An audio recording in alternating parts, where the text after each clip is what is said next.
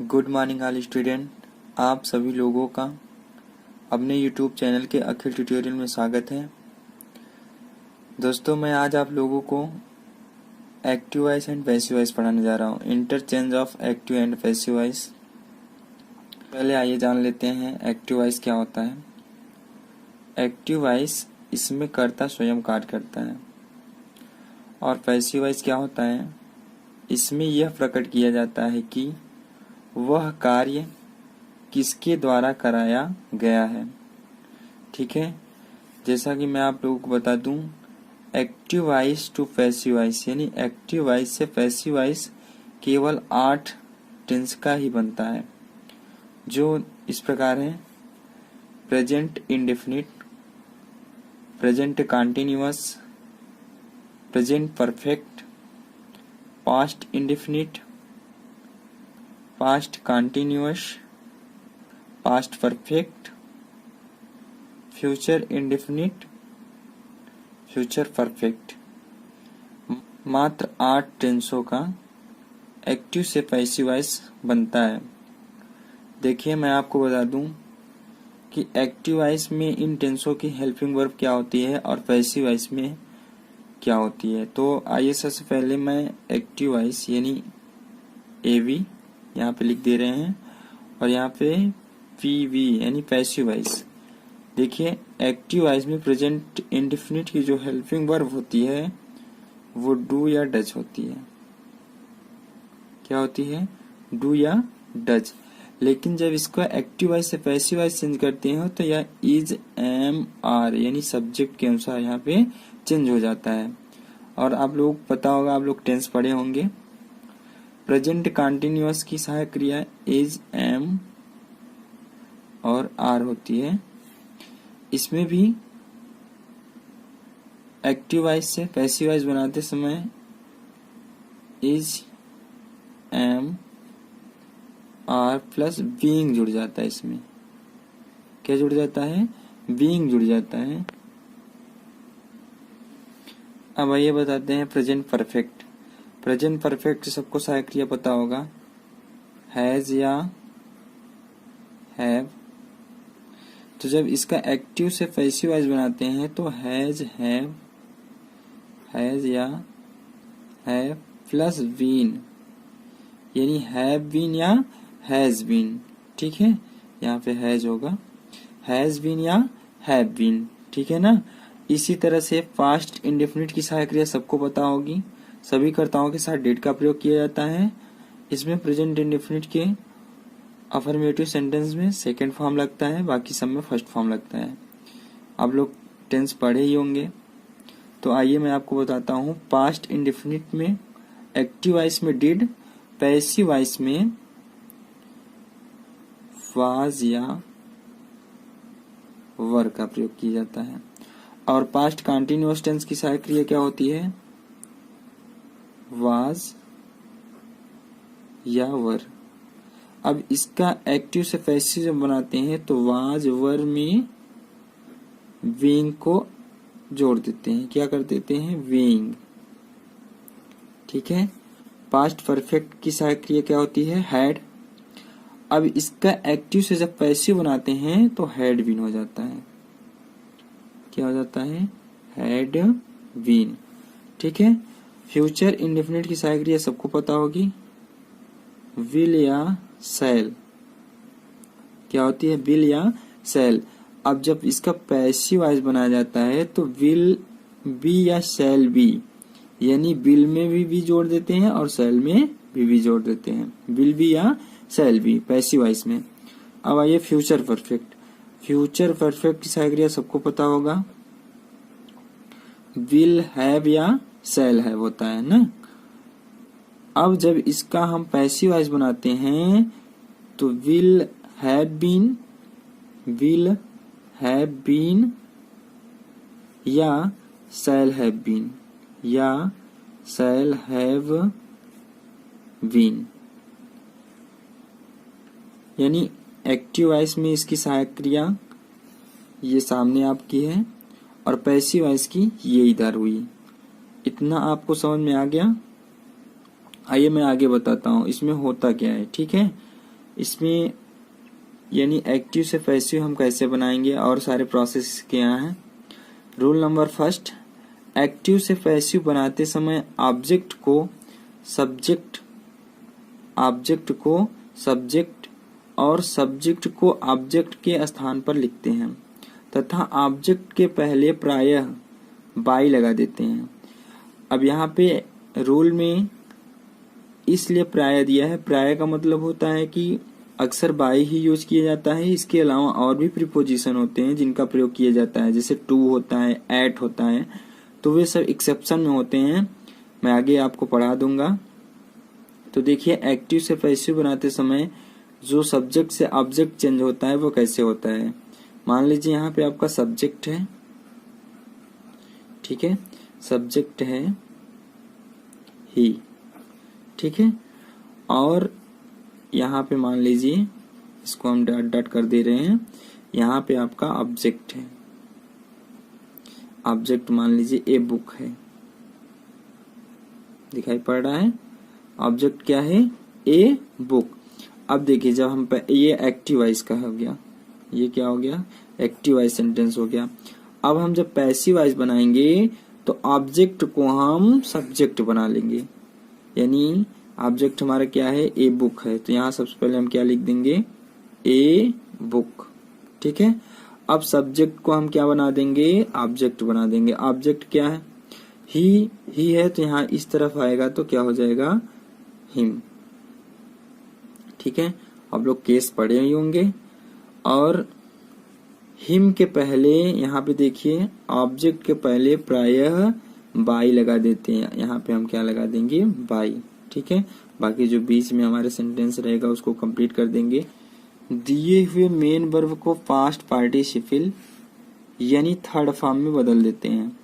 मैं आपको बता दूं, हमेशा याद रखिएगा एक पॉइंट, पैसिव वॉइस में हमेशा थर्ड फॉर्म का ही प्रयोग किया जाता है, चाहे जिस टेंस का सेंटेंस हो। अगर हम एक्टिव से पैसिव बनाते हैं तो मुख्य क्रिया का थर्ड फॉर्म ही प्रयोग किया जाता है। जैसे मैं आपको एक एग्जांपल देता हूँ, मोहन राइट्स ए लेटर, मान लीजिए ये एक्टिव वॉइस है, ठीक है। कि मैं आपको अभी कुछ समय पहले यही समझा रहा था कि जैसे कोई भी एग्जांपल दिया रहेगा, कोई सेंटेंस एक्टिव वॉइस का दिया रहेगा, तो जैसे ये सब्जेक्ट है हमारा, हम इसको तो इतना पहचान नहीं ले रहे हैं, और ये क्या है, ऑब्जेक्ट है, ये हमारी मुख्य क्रिया है, मेन वर्ब। तो हमारा मुख्य क्रिया जो है वो किसमें है, प्रेजेंट इंडेफिनिट टेंस में है, तो हम इसे पकड़ ले रहे हैं, यस या यस लगा हुआ है, तो यहाँ से ये पकड़ में आ रहा है कि ये प्रेजेंट सिंपल टेंस है, इंडेफिनिट टेंस है। तो सबसे पहले हम ऑब्जेक्ट को क्या बना लेते हैं, सब्जेक्ट बना लेते हैं।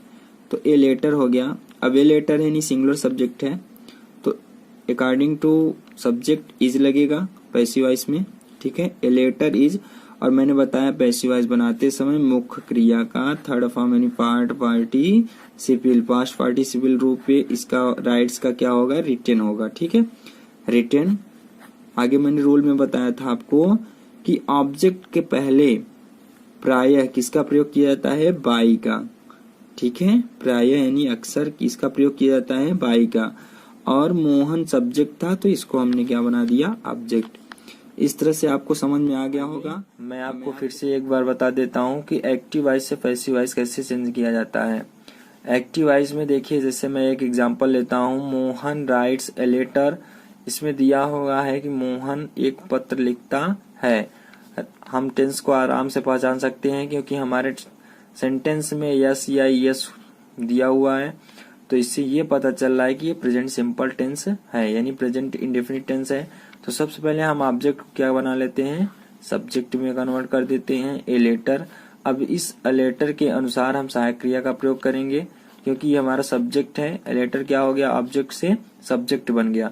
तो हमारा सब्जेक्ट कैसा है, सिंगुलर सब्जेक्ट, यानी एक वचन करता है, तो यहाँ पे हेल्पिंग वर्ब पे क्या लगेगी, एक वचन की लगेगी, इज, ए लेटर इज। और मैंने बताया था कि एक्टिव से पैसिव वॉइस बनाते समय मुख्य क्रिया को पास्ट पार्टिसिपल यानी थर्ड फॉर्म में कन्वर्ट कर देते हैं, चेंज करके लिखते हैं।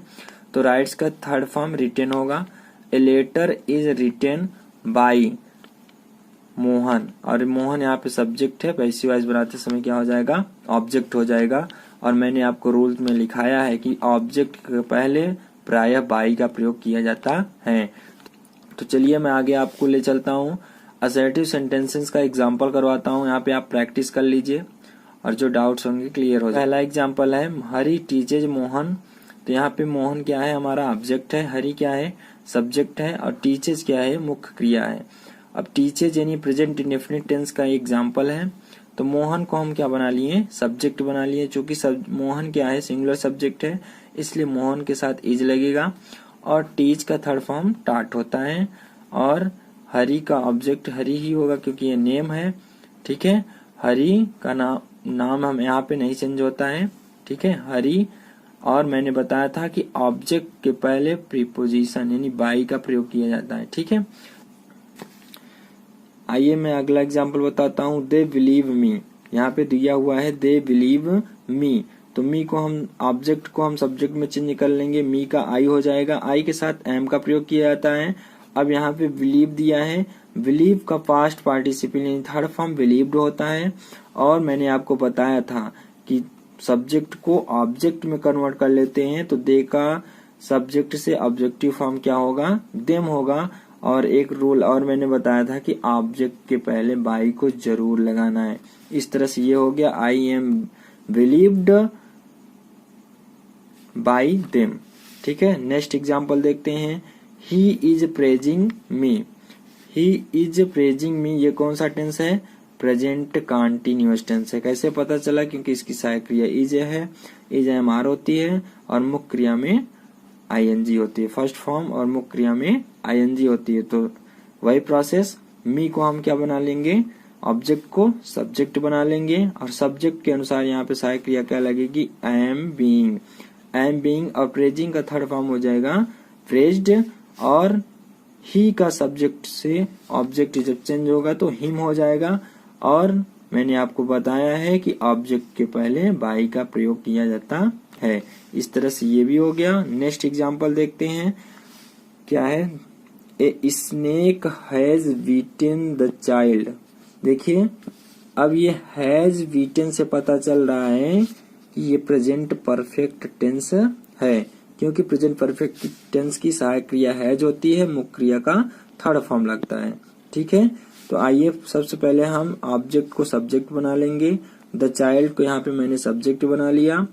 अब द चाइल्ड, चूंकि चाइल्ड है, एक वचन है, ठीक है, इसलिए यहाँ पे हैज बीन।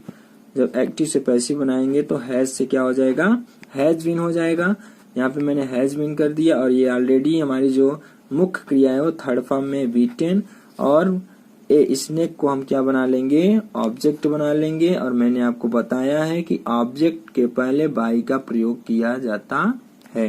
तो इस तरह से ये बन गया, the child has been beaten by a snake. आइए नेक्स्ट एग्जांपल देखते हैं। The cat killed the mouse. Killed यानी मुख्य क्रिया का सेकेंड फॉर्म है। इससे हमें ये पता चलता है कि ये पास्ट इंडेफिनिट टेंस है, क्योंकि पास्ट इंडेफिनिट टेंस के अफर्मेटिव सेंटेंस में मुख्य क्रिया का सेकेंड फॉर्म का प्रयोग किया जाता है और सहायक क्रिया का प्रयोग नहीं किया जाता है। सहायक क्रिया का प्रयोग हम कब से करते हैं, निगेटिव सेंटेंस से करते हैं। और पास्ट इंडेफिनिट टेंस की सहायक क्रिया डिड होती है एक्टिव वॉइस में, और पैसिव वॉइस में वाज और वर होती है। तो आइए हम इसको चेंज करते हैं, ऑब्जेक्ट को सब्जेक्ट बना देते हैं, द माउस। ठीक है, अब चूंकि द माउस यानी सिंगुलर सब्जेक्ट है तो इसके साथ वाज का प्रयोग करेंगे। और ये हमारी मुख्य क्रिया ऑलरेडी पास्ट पार्टिसिपल में है तो किल्ड लिख देंगे। उसके बाद मैं सब्जेक्ट को ऑब्जेक्ट में चेंज कर दिया। देखिए, द कैट, चूंकि कैट है तो द कैट ही होगा। ठीक है, और मैंने आपको बताया है कि ऑब्जेक्ट के पहले बाई का प्रयोग किया जाता है। आइए नेक्स्ट एग्जांपल बताते हैं हम आपको। She gave me a pen. She gave me a pen. Gave यानी सेकेंड फॉर्म है। सेकेंड फॉर्म से क्या पता चल रहा है कि ये भी पास्ट इंडेफिनिट टेंस है। कौन सा टेंस है, पास्ट इंडेफिनिट टेंस है। तो हम क्या करेंगे, सबसे पहले इसमें देखिए दो ऑब्जेक्ट दिए, एक मी और एक अ पेन। तो सबसे पहले आप चाहे जिसको बना लीजिए। चलिए मैं अ पेन को क्या बना लेता हूँ, सब्जेक्ट बना लेता हूँ। इसमें ऑब्जेक्ट से मैंने इसको सब्जेक्ट कर दिया, ए पेन। चूंकि ये पास्ट इंडेफिनिट टेंस था तो पास्ट इंडेफिनिट टेंस में एक्टिव वॉइस की सहायक क्रिया डिड होती है। और पैसिव वॉइस में वाज और वर होती है। तो ए पेन है, ए पेन के साथ वाज लगेगा। मुख्य क्रिया का third form give, gave, given, यानी गिवन होगा थर्ड फॉर्म। टू मी, यहाँ पे दो ऑब्जेक्ट हैं, ठीक है, यहाँ टू मी लग जाएगा। उसके बाद सी का ऑब्जेक्टिव फॉर्म हर होता है, और मैं आपको बताया हूं कि ऑब्जेक्ट से पहले बाई का प्रयोग किया जाता है, ठीक है। और दूसरा देखिए, अगर हम मी को सब्जेक्ट बनाते हैं, ये भी एक ऑब्जेक्ट है, तो चलिए हम एक इसको भी बना लेते हैं। मी को मैंने सब्जेक्ट बना लिया। आई के साथ आप लोग पढ़े ही होंगे, आई के साथ वाज का प्रयोग किया जाता है। I was given a pen. अब यहाँ चूंकि सी का ऑब्जेक्टिव फॉर्म हर होगा, बाई हर। तो इतना नेक्स्ट एग्जाम्पल एक्टिव वॉइस में दिया है, the carpenter was making a table, यानी वाज मेकिंग, इससे हमें पता चल रहा है कि पास्ट कॉन्टिन्यूअस टेंस है। तो पास्ट कॉन्टिन्यूअस में एक्टिव वॉइस की सहायक क्रिया वाज और वर होती है, पैसिव वॉइस की सहायक क्रिया वाज बीइंग और वर बीइंग होती है। तो चलिए हम ऑब्जेक्ट को सब्जेक्ट बना लिए। ए टेबल है हमारा, ये क्या है, ऑब्जेक्ट है, ऑब्जेक्ट को मैंने सब्जेक्ट बना लिया। अब चूंकि ए टेबल है, सिंगुलर सब्जेक्ट है, इसलिए वाज बीइंग का प्रयोग किया मैंने। और मेक का मेकिंग, यानी मेक का थर्ड फॉर्म मेड होता है। और द कारपेंटर, यहाँ पे द कारपेंटर क्या हो गया, ऑब्जेक्ट हो गया, ठीक है, यहाँ पे द होगा, द कारपेंटर ऑब्जेक्ट हो गया। और मैं आपको बताया हूं कि ऑब्जेक्ट से पहले बाई का प्रयोग किया जाता है। नेक्स्ट एग्जांपल की ओर चलते हैं। एक्टिव वॉइस में दिया है, Ramesh had written a letter. Had किस टेंस की सहायक क्रिया होती है, पास्ट परफेक्ट की, सब लोग पढ़े होंगे टेंस। और इसके मुख्य क्रिया का कौन सा फॉर्म यूज किया जाता है, इसमें थर्ड फॉर्म प्रयोग किया जाता है। तो चलिए हम ऑब्जेक्ट को पहले सब्जेक्ट बनाते हैं, ए लेटर। अब चूंकि पास्ट परफेक्ट टेंस में एक्टिव वॉइस की सहायक क्रिया हैड होती है और पैसिव वॉइस की सहायक क्रिया हैड बीन होती है सभी कर्ताओं के साथ। चलिए ए लेटर को हमने सब्जेक्ट बना लिया, ए लेटर हैड बीन। अब चूंकि यहाँ पे ऑलरेडी पास्ट पार्टिसिपल है, थर्ड फॉर्म है, तो यहाँ पे हम लिख देते हैं रिटेन। और रमेश नाम है, इसलिए यहाँ पे ऑब्जेक्टिव फॉर्म भी वही होगा, ठीक है। और मैंने आपको बताया है कि ऑब्जेक्ट से पहले बाई का प्रयोग किया जाता है एक्टिव से पैसिव वॉइस बनाते समय। नेक्स्ट एग्जांपल देखते हैं, he will help you. Will किस टेंस की सहायक क्रिया है, फ्यूचर इंडेफिनिट। किस टेंस की है, फ्यूचर इंडेफिनिट। कैसे पता चला, क्योंकि यहाँ पे विल है, ठीक है। अब आइए इसको चेंज कर लेते हैं, यू का यू ही होता है ऑब्जेक्ट फॉर्म, ठीक है। अब फ्यूचर इंडेफिनिट में एक्टिव वॉइस की सहायक क्रिया विल और शैल होती है, पैसिव वॉइस की सहायक क्रिया विल बी और शैल भी होती है, ठीक है।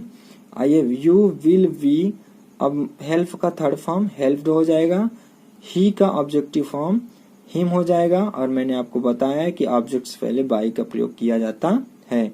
नेक्स्ट आइए देखते हैं, you will have finish the work. You will have finish the work. Will have से पता चल रहा है कि ये फ्यूचर परफेक्ट टेंस है। क्या पता चल रहा है, फ्यूचर परफेक्ट टेंस है। तो आइए हम इसका एक्टिव से पैसिव बनाते हैं। यहाँ हमारा ऑब्जेक्ट क्या है, द वर्क। द वर्क को मैंने सब्जेक्ट बना लिया। अब इसका पैसिव वॉइस की सहायक क्रिया क्या होती है, विल हैव बीन और शैल हैव बीन। तो यहाँ पे विल हैव बीन लगेगा, will have been. Finished already third form में, तो यहाँ हम फिनिश्ड लिख देंगे थर्ड फॉर्म में, ठीक है। उसके बाद हमारा ऑब्जेक्ट क्या है, यू। यहाँ मैंने ऑब्जेक्ट को लिख दिया। और मैंने आपसे बताया है कि ऑब्जेक्ट पहले बाई का प्रयोग किया जाता। अभी तक मैंने बता दिया है कि असर्टिव सेंटेंस को एक्टिव वॉइस से पैसिव वॉइस में कैसे चेंज किया जाता है। देखिए दोस्तों, मैंने ये फार्मूला बताया था कि सब्जेक्ट को ऑब्जेक्ट में, ऑब्जेक्ट को सब्जेक्ट में बदल देते हैं और वर्ब को थर्ड फॉर्म में या पास्ट पार्टिसिपल में चेंज कर देते हैं और ऑब्जेक्ट से पहले बाई का प्रयोग किया जाता है। दोस्तों ये फार्मूला होता है subject plus helping verb plus main verb का third form plus by plus object. ये फार्मूला असर्टिव सेंटेंस के लिए होता है। जो लिखना चाहते हैं वो वीडियो को पॉज करके लिख सकते हैं, ठीक है। तो दोस्तों मैं आज आपको नई टॉपिक पढ़ाऊंगा, negative sentences, formula for negative sentences, यानी एक्टिव वॉइस से पैसिव वॉइस बनाएंगे लेकिन निगेटिव सेंटेंस की, ठीक है। तो आइए ध्यान दीजिए, इसका फार्मूला क्या होता है, formula for negative sentences. Active voice के फार्मूला सबको पता होगा, subject plus helping verb plus not plus MB का जो भी फॉर्म होता है टेंस के अनुसार प्लस ऑब्जेक्ट। तो यहाँ पे पैसिव वॉइस जब हम बनाएंगे तो ऑब्जेक्ट को सब्जेक्ट में, सब्जेक्ट को ऑब्जेक्ट में बदल देते हैं, और यहाँ पे हमारी जो भी टेंस के हिसाब से, टेंस के अनुसार से जो भी हेल्पिंग वर्ब रहेगी उसको लिखेंगे। उसके बाद नॉट लिखेंगे, नॉट लिखने के बाद मुख्य क्रिया का थर्ड फॉर्म यानी पास्ट पार्टिसिपल में चेंज कर देंगे, और ऑब्जेक्ट से पहले बाई का प्रयोग किया जाता है। तो दोस्तों एग्जाम्पल्स ऑफ नेगेटिव सेंटेंसेस, आइए हम नेगेटिव सेंटेंसेस की पैसिव वॉइस बनाते हैं। देखिए कैसे बनाते हैं पैसिव वॉइस। अभी तक मैंने आपको असर्टिव सेंटेंस की एग्जाम्पल्स करवा दिए थे, अब आपका नेगेटिव सेंटेंस के एग्जाम्पल्स करवाए जाएंगे, ठीक है। देखिए यहाँ पे दिया है active voice, she does not sing a song. Does not से प्रेजेंट हो रहा है कि ये प्रेजेंट इंडेफिनिट टेंस है, ठीक है। हम यहाँ से ये कंफर्म कर ले रहे हैं कि डज नॉट से क्या होता है, प्रेजेंट इंडेफिनिट टेंस है। तो आइए हम एक्टिव से पैसिव बनाते हैं। ए सॉन्ग, ए सॉन्ग हमारा क्या हो है, यहाँ पे ऑब्जेक्ट है, ऑब्जेक्ट को हम सब्जेक्ट बना लेंगे, ये सॉन्ग। अब ए सॉन्ग है, एक वचन सब्जेक्ट है तो इज लगेगा, इज, और यहाँ पे नॉट है तो नॉट लग जाएगा क्योंकि निगेटिव सेंटेंस का पैसिव वॉइस बना रहे हैं, ठीक है। ए सॉन्ग संग बाई हर, ठीक है। सी का ऑब्जेक्टिव केस क्या होता है, हर होता है, ठीक है ना। नेक्स्ट एग्जांपल यहाँ पे दिया है, he is not playing cricket. Is not playing cricket से प्रेजेंट हो रहा है कि हमारा प्रेजेंट कंटिन्यूअस टेंस है। तो आइए इसका पैसिव वॉइस बनाते हैं। यहाँ पे हमारा ऑब्जेक्ट क्या हो जाएगा, सब्जेक्ट क्रिकेट, इज नॉट, और मैंने आपको बताया है कि प्रेजेंट कंटिन्यूअस की पैसिव वॉइस की सहायक क्रिया इज, एम और बीइंग होती है, ठीक है। Is, being, am, being and are being होती है। तो सब्जेक्ट के अनुसार पे यहाँ पे लगेगा क्या, क्रिकेट इज नॉट बीइंग। अब प्लेइंग का थर्ड फॉर्म क्या हो जाएगा, प्लेड, और ही का ऑब्जेक्टिव केस क्या हो जाएगा, हिम। और मैंने आपको बताया था कि ऑब्जेक्ट से पहले बाई का प्रयोग किया जाता है। सो ये यहाँ पे बन गया। अब आइए नेक्स्ट एग्जांपल देखते हैं। नेक्स्ट एग्जांपल है, I have not cooked food. I have not cooked food. Have not से क्या पता चल रहा है कि हमारा प्रेजेंट परफेक्ट टेंस है, क्योंकि प्रेजेंट परफेक्ट टेंस की सहायक क्रिया हैज और हैव होती है, ठीक है। तो आइए इसका पैसिव वॉइस बनाते हैं। फूड हमारा सब्जेक्ट हो जाएगा ऑब्जेक्ट से, ठीक है। और प्रेजेंट परफेक्ट टेंस की पैसिव वॉइस की सहायक क्रिया हैज बीन और हैव बीन होती है, ठीक है। तो फूड हैव नॉट यहाँ पे बीन होगा, ठीक है। Food have not been cooked by me, ठीक है ना। अब नेक्स्ट एग्जांपल देखते हैं। We did not distribute the sweets. We did not distribute the sweets. यहाँ पे ये डिड नॉट से पता चल रहा है कि ये पास्ट इंडेफिनिट टेंस है। तो आइए करते हैं, द स्वीट्स ऑब्जेक्ट है, यहाँ पे हम सब्जेक्ट बना लिए, the sweets were not distributed by us. We का ऑब्जेक्टिव केस अस होता है। नेक्स्ट एग्जांपल देखते हैं। ये एग्जांपल पास्ट कंटिन्यूअस टेंस का है। She was not reading a novel. She was not से पता चल रहा है कि ये पास्ट कंटिन्यूअस टेंस है, मुख्य क्रिया में आईएनजी है, ठीक है। तो इसको हम ए नोवेल को क्या बना लिए, सब्जेक्ट बना लिए। A novel was not being read by her. She का ऑब्जेक्टिव केस क्या होता है, हर। नेक्स्ट एग्जांपल आइए देखते हैं। They had not help the poor. They had not help the poor. तो ये किस टेंस में, हैड से पता चल रहा है, हैड से पता चल रहा है कि ये पास्ट परफेक्ट टेंस है, ठीक है। तो आइए हम इसको पैसिव वॉइस में चेंज करते हैं। द पुअर को सब्जेक्ट बना लेंगे। अब द पुअर बहुवचन है, लेकिन यहाँ पे पास्ट परफेक्ट की सहायक क्रिया अकेली होती है, सभी कर्ताओं के साथ हैड ही लगाया जाता है, इसलिए यहाँ पे हैड लगेगा और नॉट के बाद बीन लग जाएगा, क्योंकि पास्ट परफेक्ट टेंस की पैसिव वॉइस की सहायक क्रिया हैड बीन होती है। तो the poor had not been helped by them. They का ऑब्जेक्टिव केस देम होगा, ठीक है। नेक्स्ट एग्जांपल क्या है, आइए ध्यान देते हैं। Meera will not have written a letter. Meera will not have written a letter. इससे ये पता चल रहा है कि ये फ्यूचर परफेक्ट टेंस है, किससे, विल हैव से, ठीक है। यहाँ पे हमारी सहायक क्रिया क्या है, विल हैव, तो हम यहाँ पकड़ लेंगे कि कौन सा टेंस है, फ्यूचर परफेक्ट टेंस है। तो आइए इसका पैसिव वॉइस बनाते हैं। ए लेटर यहाँ ऑब्जेक्ट है, यहाँ सब्जेक्ट बना लेंगे। A letter will not have been written by Meera. आइए नेक्स्ट एग्जांपल देखते हैं। You will not help Radhika. Will से पता चल रहा है कि ये फ्यूचर इंडेफिनिट टेंस है। फ्यूचर इंडेफिनिट टेंस है। फ्यूचर इंडेफिनिट टेंस की पैसिव वॉइस बनाते हैं तो इसकी हेल्पिंग वर्ब क्या होती है, विल बी या शैल बी। तो आइए हम चेंज करते हैं। राधिका नाम है, ऑब्जेक्टिव केस है, ठीक है। किसी भी नाम का ऑब्जेक्टिव और सब्जेक्टिव केस सेम होता है, ठीक है। Radhika will not be, help का थर्ड फॉर्म हेल्प्ड हो जाएगा। बाई यू का सब्जेक्टिव और ऑब्जेक्टिव केस यू ही होता है। दोस्तों आज के लिए इतना ही काफी है। आज मैंने आपको निगेटिव सेंटेंसेस का एग्जांपल करवा दिया है। अब नेक्स्ट वीडियो में मैं आपको इंटरोगेटिव सेंटेंसेस का एग्जांपल करवाऊंगा। अभी तक जो हमारे चैनल को सब्सक्राइब नहीं किए हैं प्लीज हमारे चैनल को सब्सक्राइब कर लीजिए, लाइक करिए, कमेंट करिए। पॉइंट है जो मैं आपको बता दूं, शायद आप लोगों को प्रॉब्लम भी होती होगी सब्जेक्टिव केस से ऑब्जेक्टिव केस में चेंज करने के लिए। केस आप लोग पढ़े होंगे, 3 प्रकार के होते हैं, subjective case, possessive case and objective case. तो यहाँ पे हमारे पैसिव वॉइस के लिए सब्जेक्टिव केस और ऑब्जेक्टिव केस की जरूरत होती है। तो आइए क्या चेंजिंग होती है देख लेते हैं। आई को मी में चेंज कर देते हैं। अगर मी दिया रहता है तो मी को आई में चेंज कर देते हैं। वी को अस में चेंज कर देते हैं, ठीक है। अस दिया रहता है तो अस को वी में चेंज कर देते हैं।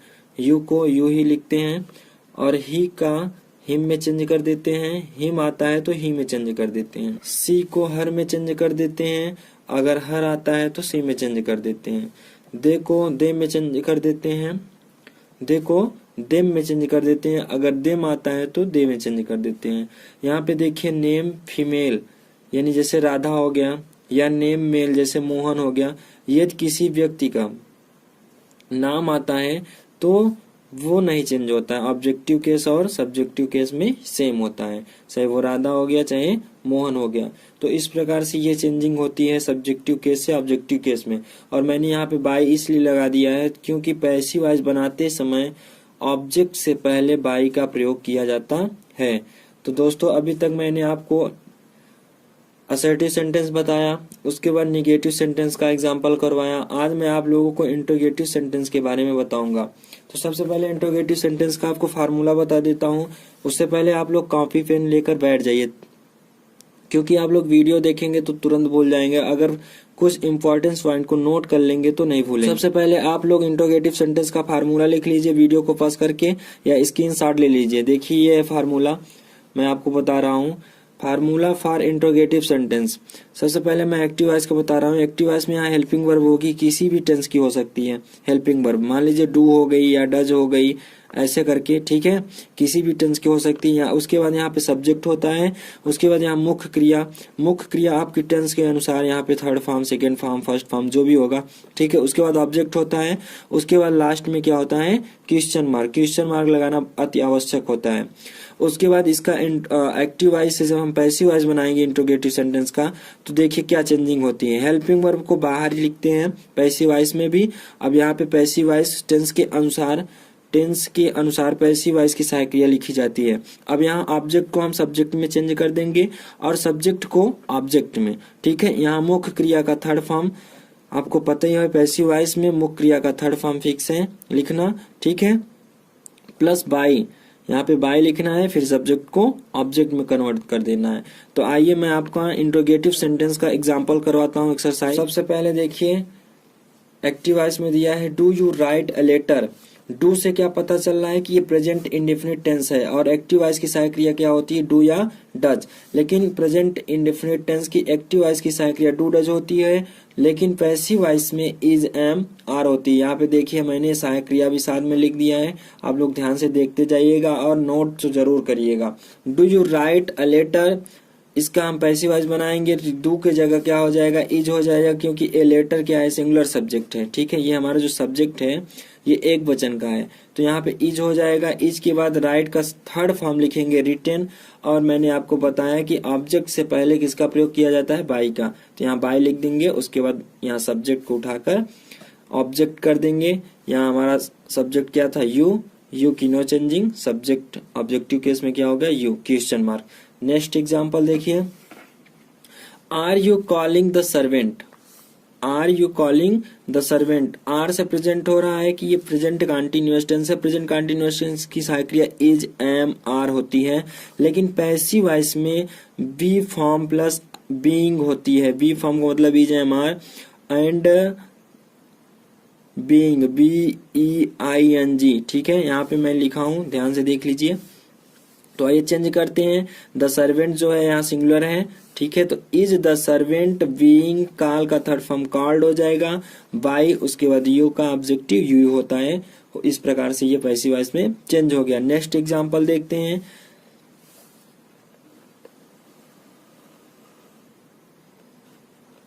नेक्स्ट एग्जांपल हमारा क्या है, has he broken this pen, has he broken this pen.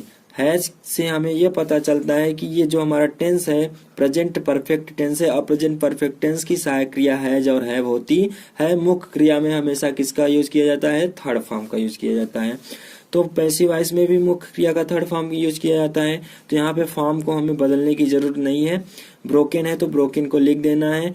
अब हमें दिस पेन को सब्जेक्ट बनाना है, दिस पेन सब्जेक्ट हो गया, सब्जेक्ट के अनुसार पे यहाँ हैज लगेगा, उसके बाद बीन लगाना है। आपको पता है जिस तरह से आप ट्रांसलेशन करते हैं तो अगर दो सहायक क्रिया रहती है तो एक ही सहायक क्रिया को हम बाहर निकालते हैं, बाकी सहायक क्रिया को हम सब्जेक्ट के बाद लिखते हैं। सेम प्रोसेस इसमें भी होता है, पैसिव वॉइस में भी, ठीक है। इसमें आपको कंफ्यूज नहीं होना है।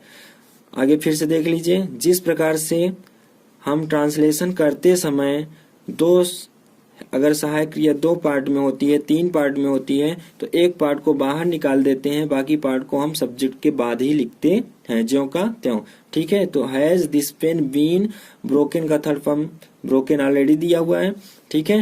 ही का ऑब्जेक्टिव क्या हो जाएगा, ऑब्जेक्टिव केस में हिम हो जाएगा, और मैंने बताया था ऑब्जेक्ट से पहले बाई का प्रयोग किया जाता है। नेक्स्ट एग्जाम्पल ध्यान दीजिएगा, एक्टिव वॉइस में दिया है, did I call him, did I call him. Did से पता चल रहा है कि ये पास्ट सिंपल टेंस है, यानी इंडेफिनिट टेंस है।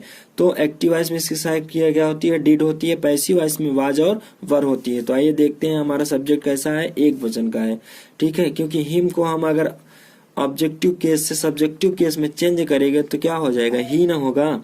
तो ठीक है, तो यहाँ पे डिड की जगह क्या हो जाएगा, वाज हो जाएगा। वाज ही, काल का थर्ड फॉर्म क्या हो जाएगा, कॉल्ड हो जाएगा। और मैंने बताया था आई का ऑब्जेक्टिव केस मी होता है, और मी से पहले बाई का प्रयोग करेंगे। इस प्रकार से इसका पैसिव वॉइस बन गया। नेक्स्ट एग्जांपल देखिए,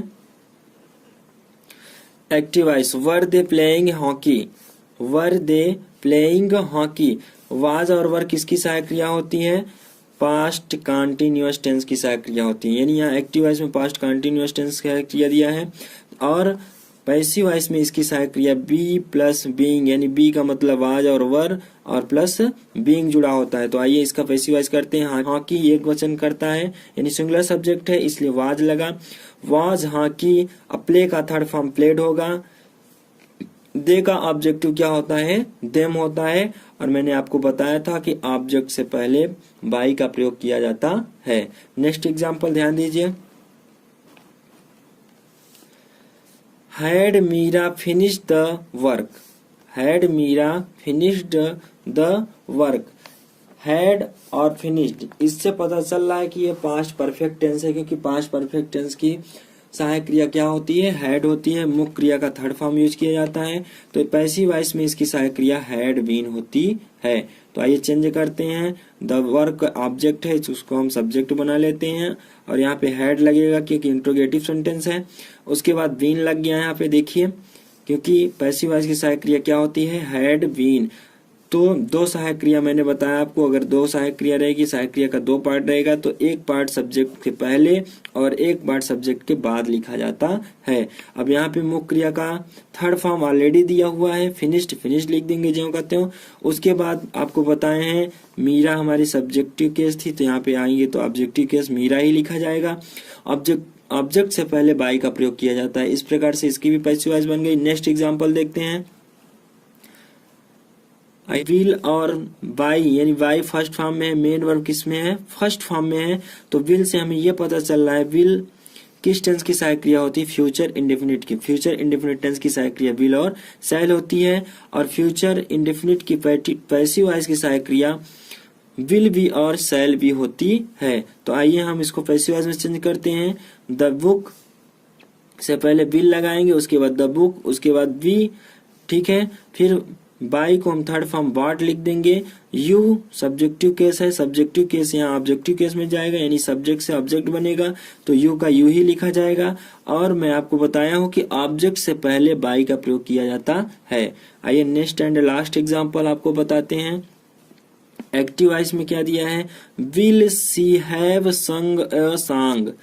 will have future perfect tense की हेल्पिंग वर्ब होती है, सहायक क्रिया होती है, और फ्यूचर परफेक्ट टेंस में मुख्य क्रिया का थर्ड फॉर्म यूज किया जाता है। तो आइए हम इसका पैसिव वॉइस बनाते हैं। जब हम फ्यूचर परफेक्ट टेंस की पैसिव वॉइस बनाते हैं तो उसकी हेल्पिंग वर्ब होती है विल हैव बीन और शैल हैव बीन। तो आइए हम चेंज कर देते हैं। Will a song have been sung by her. She का ऑब्जेक्टिव केस क्या हो जाएगा? हर हो जाएगा। मैंने आपको ऑब्जेक्टिव केस लिखवा दिया अभी, अगर आप लोग नोट नहीं किए हैं तो नोट कर लीजिए, ताकि आपको सब्जेक्टिव केस से ऑब्जेक्टिव केस में बदलने में प्रॉब्लम ना हो। तो इस प्रकार से आज दोस्तों मैं आपको इंट्रोगेटिव सेंटेंसेस का एग्जांपल्स करवा दिया हूं। अब आपको क्वेश्चनल वर्क का एग्जांपल्स करवाऊंगा।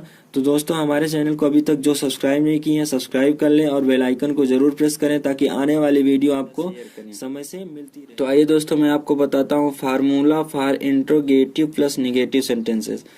हालांकि इसका एक्यूरेट फार्मूला मैं नहीं लिख रहा हूँ, लेकिन एक सैंपल दे रहा हूँ। जैसे एक्टिव वॉइस में फार्मूला होता है कि सबसे पहले इंट्रोगेटिव सेंटेंस में हेल्पिंग वर्ब होती है, फिर सब्जेक्ट होता है, फिर अगर निगेटिव ही है प्लस क्या है? निगेटिव है तो नॉट दिया रहता है, और यहाँ टेंस के अनुसार मुख्य क्रिया का फॉर्म रहता है, अवस्था रहती है। फिर हमारा क्या रहता है? ऑब्जेक्ट रहता है plus question mark. Question mark जरूर लगाया जाता है। तो दोस्तों इसी प्रकार से जब पैसिव वॉइस हम बनाते हैं तो यहाँ पे हमारी हेल्पिंग वर्ब रहती है, फिर सब्जेक्ट रहता है, फिर नॉट रहता है, उसके बाद एमबी का थर्ड फॉर्म मुख्य क्रिया का तीसरी अवस्था प्लस बाई प्लस ऑब्जेक्ट। यहाँ मैं एरो लगाया हूँ इसलिए आपको समझ में आ जाना चाहिए। ऑब्जेक्ट को सब्जेक्ट में चेंज कर दिए हैं, सब्जेक्ट को ऑब्जेक्ट में चेंज कर दिए हैं, ठीक है। तो आइए examples of interrogative plus negative sentence बताते हैं। आज मैं आप लोगों को इंट्रोगेटिव प्लस नेगेटिव सेंटेंसेस का एग्जांपल करवाऊंगा। तो आइए सबसे पहले हम आपको पहला एग्जांपल बताते हैं। अभी तक जो हमारे चैनल को सब्सक्राइब नहीं किए हैं प्लीज हमारे चैनल को सब्सक्राइब कर लें और वीडियो को लाइक करना ना भूलें। तो दोस्तों आप लोग कॉपी पेन लेकर तैयार हैं, क्योंकि अगर ये एक्सरसाइज नहीं करेंगे तो आप तुरंत भूल जाएंगे। तो अगर आप लोग कॉपी पेन नहीं लिए हैं तो तुरंत कॉपी पेन ले लीजिए, ठीक है। पहला है एग्जाम्पल, एक्टिव वॉइस है प्रेजेंट इंडेफिनिट टेंस का। प्रेजेंट इंडेफिनिट टेंस का इंट्रोगेटिव प्लस निगेटिव सेंटेंस है। Do you not play cricket? Do you not play cricket आप लोगों को पता है एक्टिव वॉइस में सहायक क्रिया प्रेजेंट इंडेफिनिट की डू या डज होती है। आइए पैसिव वॉइस बताते हैं। पैसिव वॉइस में प्रेजेंट इंडेफिनिट टेंस की सहायक क्रिया इज, एम, आर होती है। तो आइए सब्जेक्ट को ऑब्जेक्ट को सब्जेक्ट में चेंज कर देते हैं। क्रिकेट हमारा इस तरफ आ जाएगा, सब्जेक्ट बन जाएगा इज क्रिकेट। अब यहाँ नॉट है, इंट्रोगेटिव प्लस निगेटिव का पैसिव वॉइस बना रहे हैं, और मैंने बताया यहाँ फार्मूला आपको कि सब्जेक्ट के बाद नॉट लगता है। Is cricket not. अब प्ले का थर्ड फॉर्म क्या हो जाएगा? प्लेड। और यहाँ मैंने बताया था आपको ऑब्जेक्ट से पहले बाई का प्रयोग किया जाता है, तो इस तरह से क्या हो जाएगा? Is cricket not played by you. और यहाँ मैंने बताया था पैसिव वॉइस की सहायक क्रिया क्या होती है? इज, एम, आर, ठीक है। नेक्स्ट एग्जाम्पल देखिए। एक्टिव वॉइस में दिया है are they not killing a man.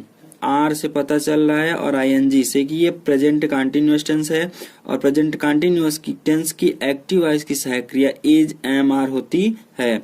तो आइए इसको हम पैसिव वॉइस में चेंज कर देते हैं। Is a man not being, killing का थर्ड फॉर्म क्या हो जाएगा? किल। किल का थर्ड फॉर्म किल्ड बाई। दे का ऑब्जेक्टिव केस क्या हो जाएगा? देम। और दोस्तों मैं बता दूं प्रेजेंट कंटिन्यूअस टेंस की पैसिव वॉइस की सहायक क्रिया is, am, are plus being होती है। नेक्स्ट एग्जांपल, नेक्स्ट एग्जाम्पल क्या है, ध्यान दीजिएगा। नेक्स्ट एग्जाम्पल है, एक्टिव वॉइस दिया है, have I not taught English. Have I not taught English, ये दोस्तों प्रेजेंट परफेक्ट टेंस है। कौन सा टेंस है? प्रेजेंट परफेक्ट टेंस की सहायक क्रिया क्या होती है? हैज और हैव मुख्य क्रिया का थर्ड फॉर्म। ठीक है, तो ये तो एक्टिव वॉइस की सहायक क्रिया हो गई। पैसिव वॉइस की सहायक क्रिया क्या होती है? पैसिव वॉइस की सहायक क्रिया होती है हैज बीन और हैव बीन और एम बी का थर्ड फॉर्म। ठीक है, तो आइए हम इसको चेंज करते हैं। Has English not been taught by me, I का ऑब्जेक्टिव क्या हो जाएगा? मी हो जाएगा। ठीक है, नेक्स्ट एग्जाम्पल ध्यान दीजिएगा। नेक्स्ट एग्जाम्पल क्या है हमारा? Did you not like sweets. Did you not like sweets, did किस टेंस की परिभाषा है दोस्तों? डिड पास्ट इंडेफिनिट टेंस की परिभाषा है। अगर आप टेंस नहीं पढ़े हैं तो सॉरी, लेकिन टेंस पढ़ लीजिए, तभी आपको एक्टिव से पैसिव चेंज करने में आसानी होगी। क्योंकि आपको जब यही नहीं पता रहेगा कि डिड किस टेंस की सहायक क्रिया है तो आप कंफ्यूजन में रहेंगे।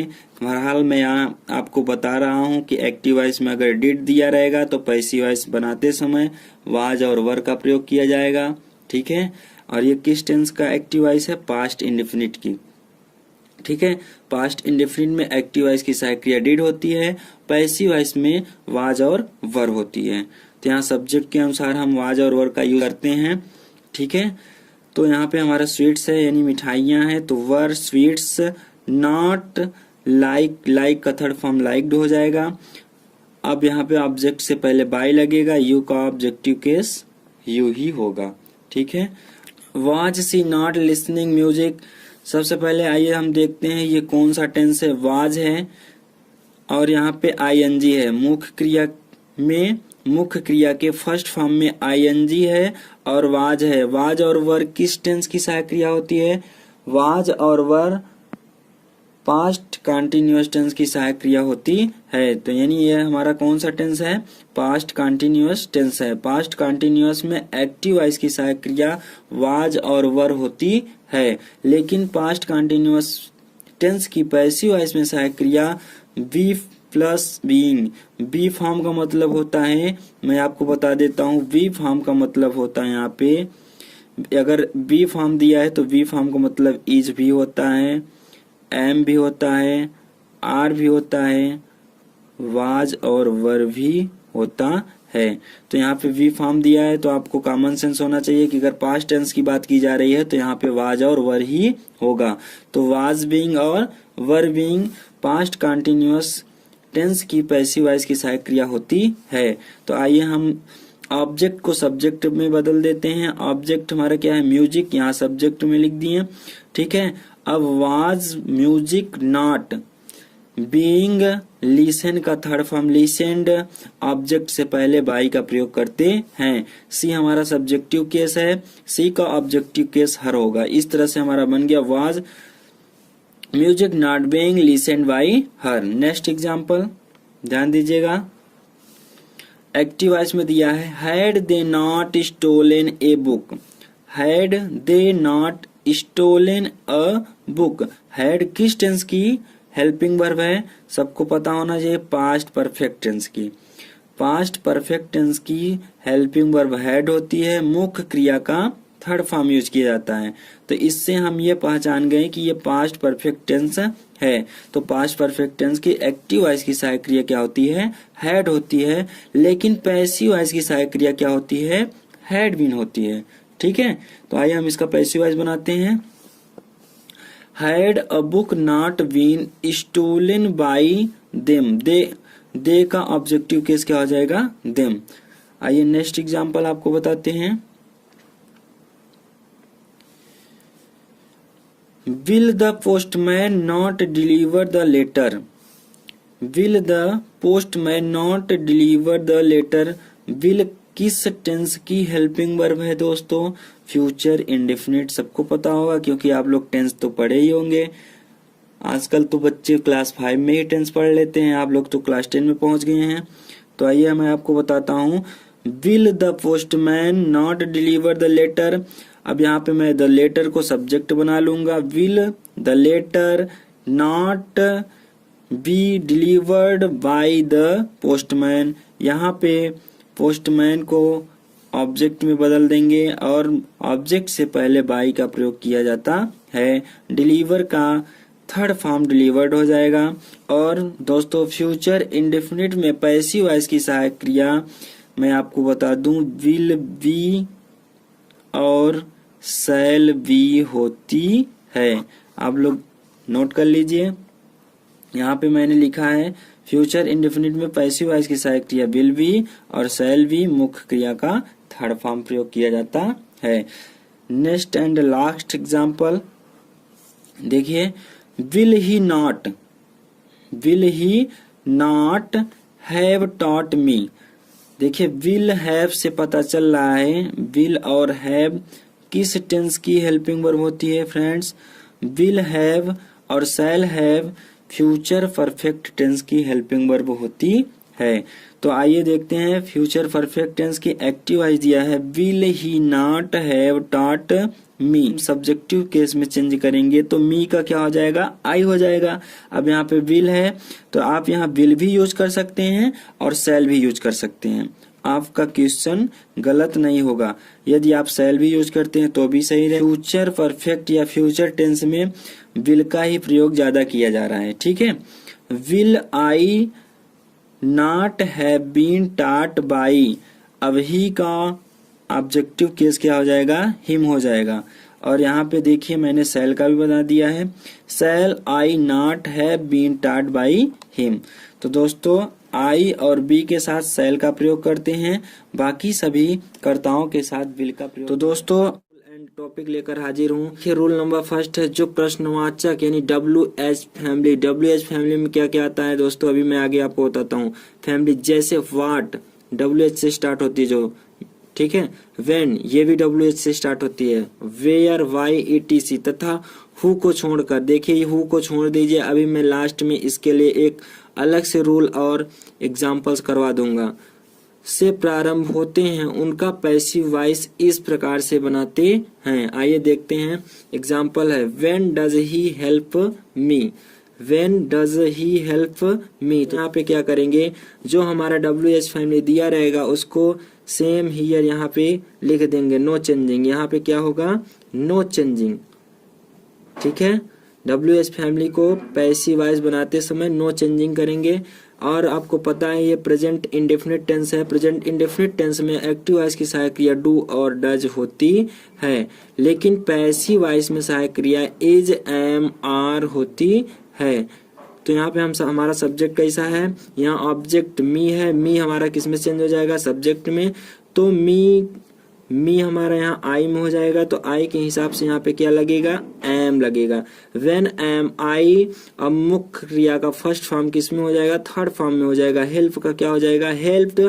और ही क्या है, हमारा सब्जेक्ट है, तो पैसिव वॉइस में क्या हो जाएगा, ऑब्जेक्ट हो जाएगा। ही का हिम हो जाएगा। और दोस्तों मैं आपको बताया हूं कि ऑब्जेक्ट से पहले बाई का प्रयोग किया जाता है। तो दोस्तों इसी प्रकार से आपको सारे क्वेश्चंस करने हैं। तो आइए सबसे पहले मैं आपको क्वेश्चनिंग सेंटेंसेस का फार्मूला बता देता हूं। देखिए क्वेश्चनिंग सेंटेंसेस का फार्मूला एक्टिव वॉइस में क्या होता है, यहाँ पे WH फैमिली रहती है, फिर यहाँ पे हेल्पिंग वर्ब होता है, फिर हमारा सब्जेक्ट होता है, यहाँ मेन वर्ब होता है टेंस के अनुसार दोस्तों, ठीक है। फिर ऑब्जेक्ट होता है और लास्ट में क्वेश्चन मार्क लगा होता है। लेकिन जब इसको हम पैसिव वॉइस बनाते हैं तो देखिए यहाँ पे चेंजिंग क्या होती है। WH फैमिली में नो चेंजिंग होती है, मैंने आपको पहले भी बता दिया। यहाँ पे नो चेंजिंग ज्यों क्या त्यों लिख देंगे। यहाँ वाट है तो वाट लिख देंगे, वेन है तो वेन लिखेंगे, वेयर है तो वेयर लिखेंगे, वाई है तो वाई लिख देंगे। प्लस पैसिव वॉइस यानी टेंस के अनुसार पैसिव वॉइस की हेल्पिंग वर्ब लिखेंगे। फिर यहाँ ऑब्जेक्ट को हम सब्जेक्ट में चेंज कर देंगे। उसके बाद मुख्य क्रिया का तीसरी अवस्था यानी थर्ड फॉर्म लिखेंगे, प्लस बाई और सब्जेक्ट को हम ऑब्जेक्ट में कन्वर्ट कर देते हैं, ठीक है। इसी फार्मूले के बेस पर मैं आपको पूरे इन क्वेश्चनिंग सेंटेंसेस का एक्सरसाइज करवाता हूं। आइए देखते हैं। पहला एग्जांपल आपके सामने है, why does he leave home, ठीक है। Why does he leave home, does से पता चल रहा है कि ये प्रेजेंट इंडेफिनिट टेंस है। तो सबसे पहले हम क्या करेंगे, प्रेजेंट इंडेफिनिट टेंस की पैसिव वॉइस की सहायक क्रिया इज, एम, आर होती है। तो यहाँ पे हम देखेंगे हमारा सब्जेक्ट क्या है, होम है, एक वचन करता है। वाई इज होम, अब लिव का थर्ड फॉर्म लिव्ड हो जाएगा। वाई ही का ऑब्जेक्टिव क्या हो जाएगा, हिम हो जाएगा। तो इस तरह से ये इसकी पैसिव वॉइस बन गई, why is home lived by him.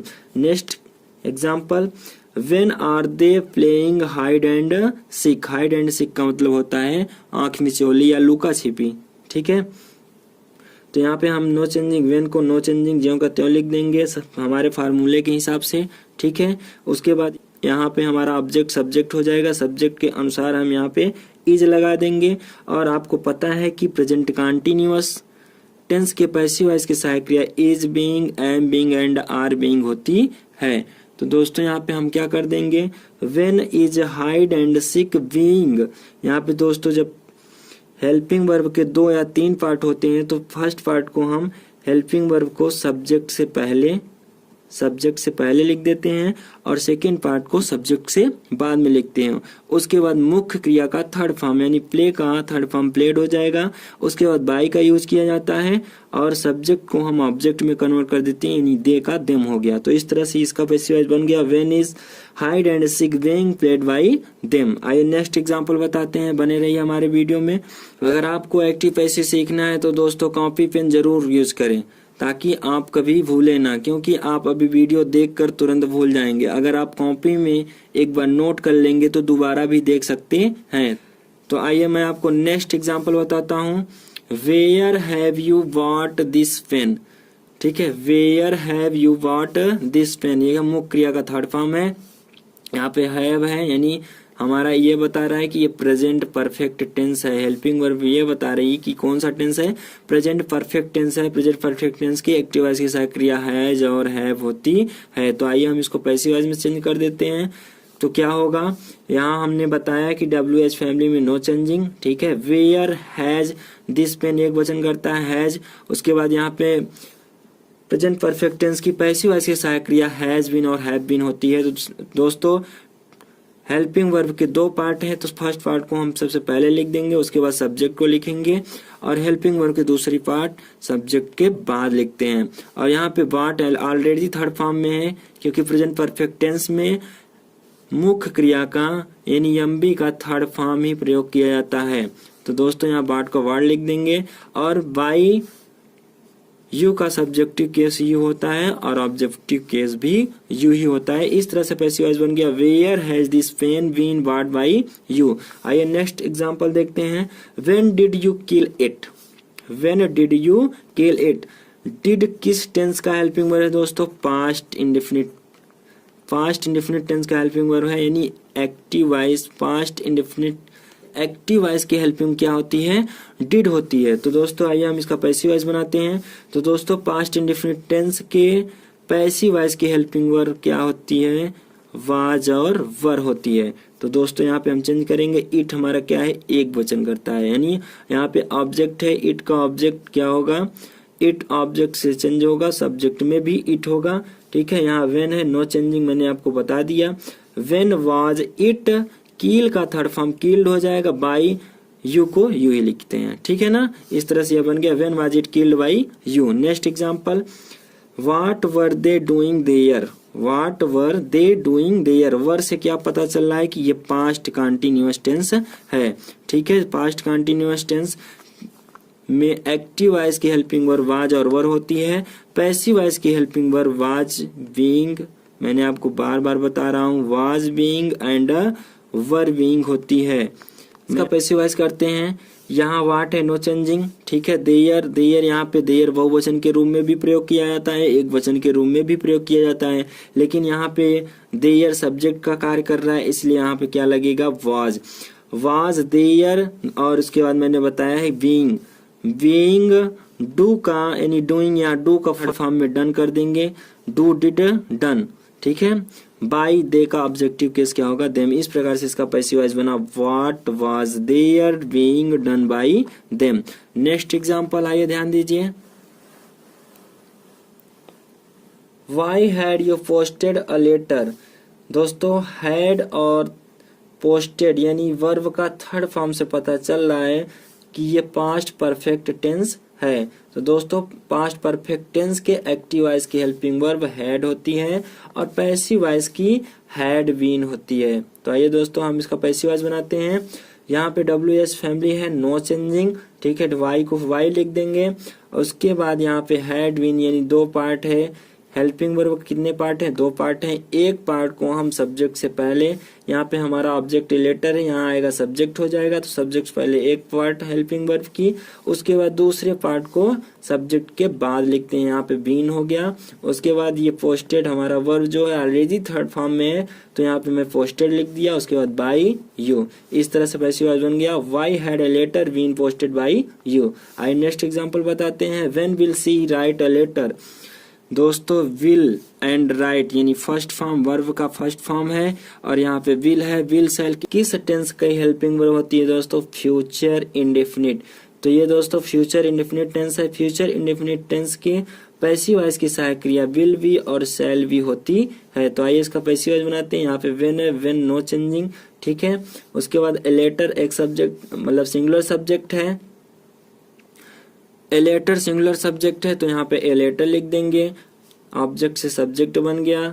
उसके बाद दोस्तों मैंने बताया है जिस टेंस की हेल्पिंग वर्ब दो पार्ट या तीन पार्ट होती हैं, उसके एक पार्ट को सब्जेक्ट से पहले, बाकी पार्ट को सब्जेक्ट के जस्ट बाद लिखते हैं। उसके बाद यहाँ पे राइट का थर्ड फॉर्म रिटन हो जाएगा। बाई सी का सब्जेक्टिव केस से ऑब्जेक्टिव केस हर होता है। इस तरह से पैसिव वॉइस बन गया, when will a letter be written by her. आइए नेक्स्ट एग्जांपल बताते हैं। What will the principal have held the meeting. दोस्तों यहाँ विल दिया है और हैव दिया है, तो विल हैव किस टेंस की हेल्पिंग वर्ब होती है?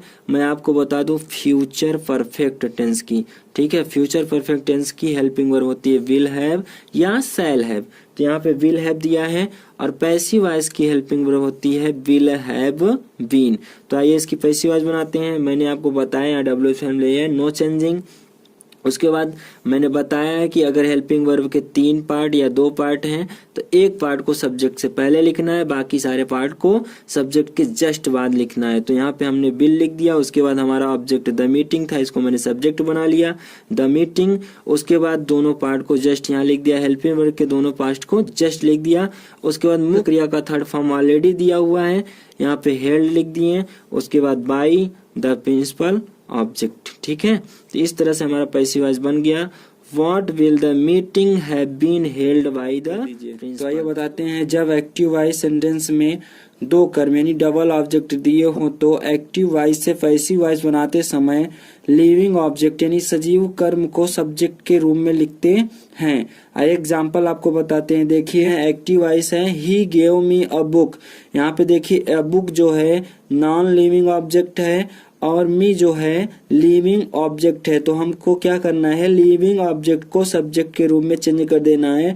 तो मी क्या है, ऑब्जेक्टिव केस है, मी का सब्जेक्टिव केस क्या होगा, आई होगा। ये गेव जो है मुख्य क्रिया का सेकेंड फॉर्म है, ये पास्ट इंडेफिनिट टेंस का अफर्मेटिव सेंटेंस है, तो इसका पैसिव वॉइस बनाएंगे हम। तो क्या हो जाएगा, आई वॉज मुख्य क्रिया का third form given a book by, he का क्या हो जाएगा, हिम हो जाएगा, ठीक है। इस तरह से पैसिव वॉइस बन गया, I was given a book by him. आइए नेक्स्ट एग्जांपल बताते हैं आपको।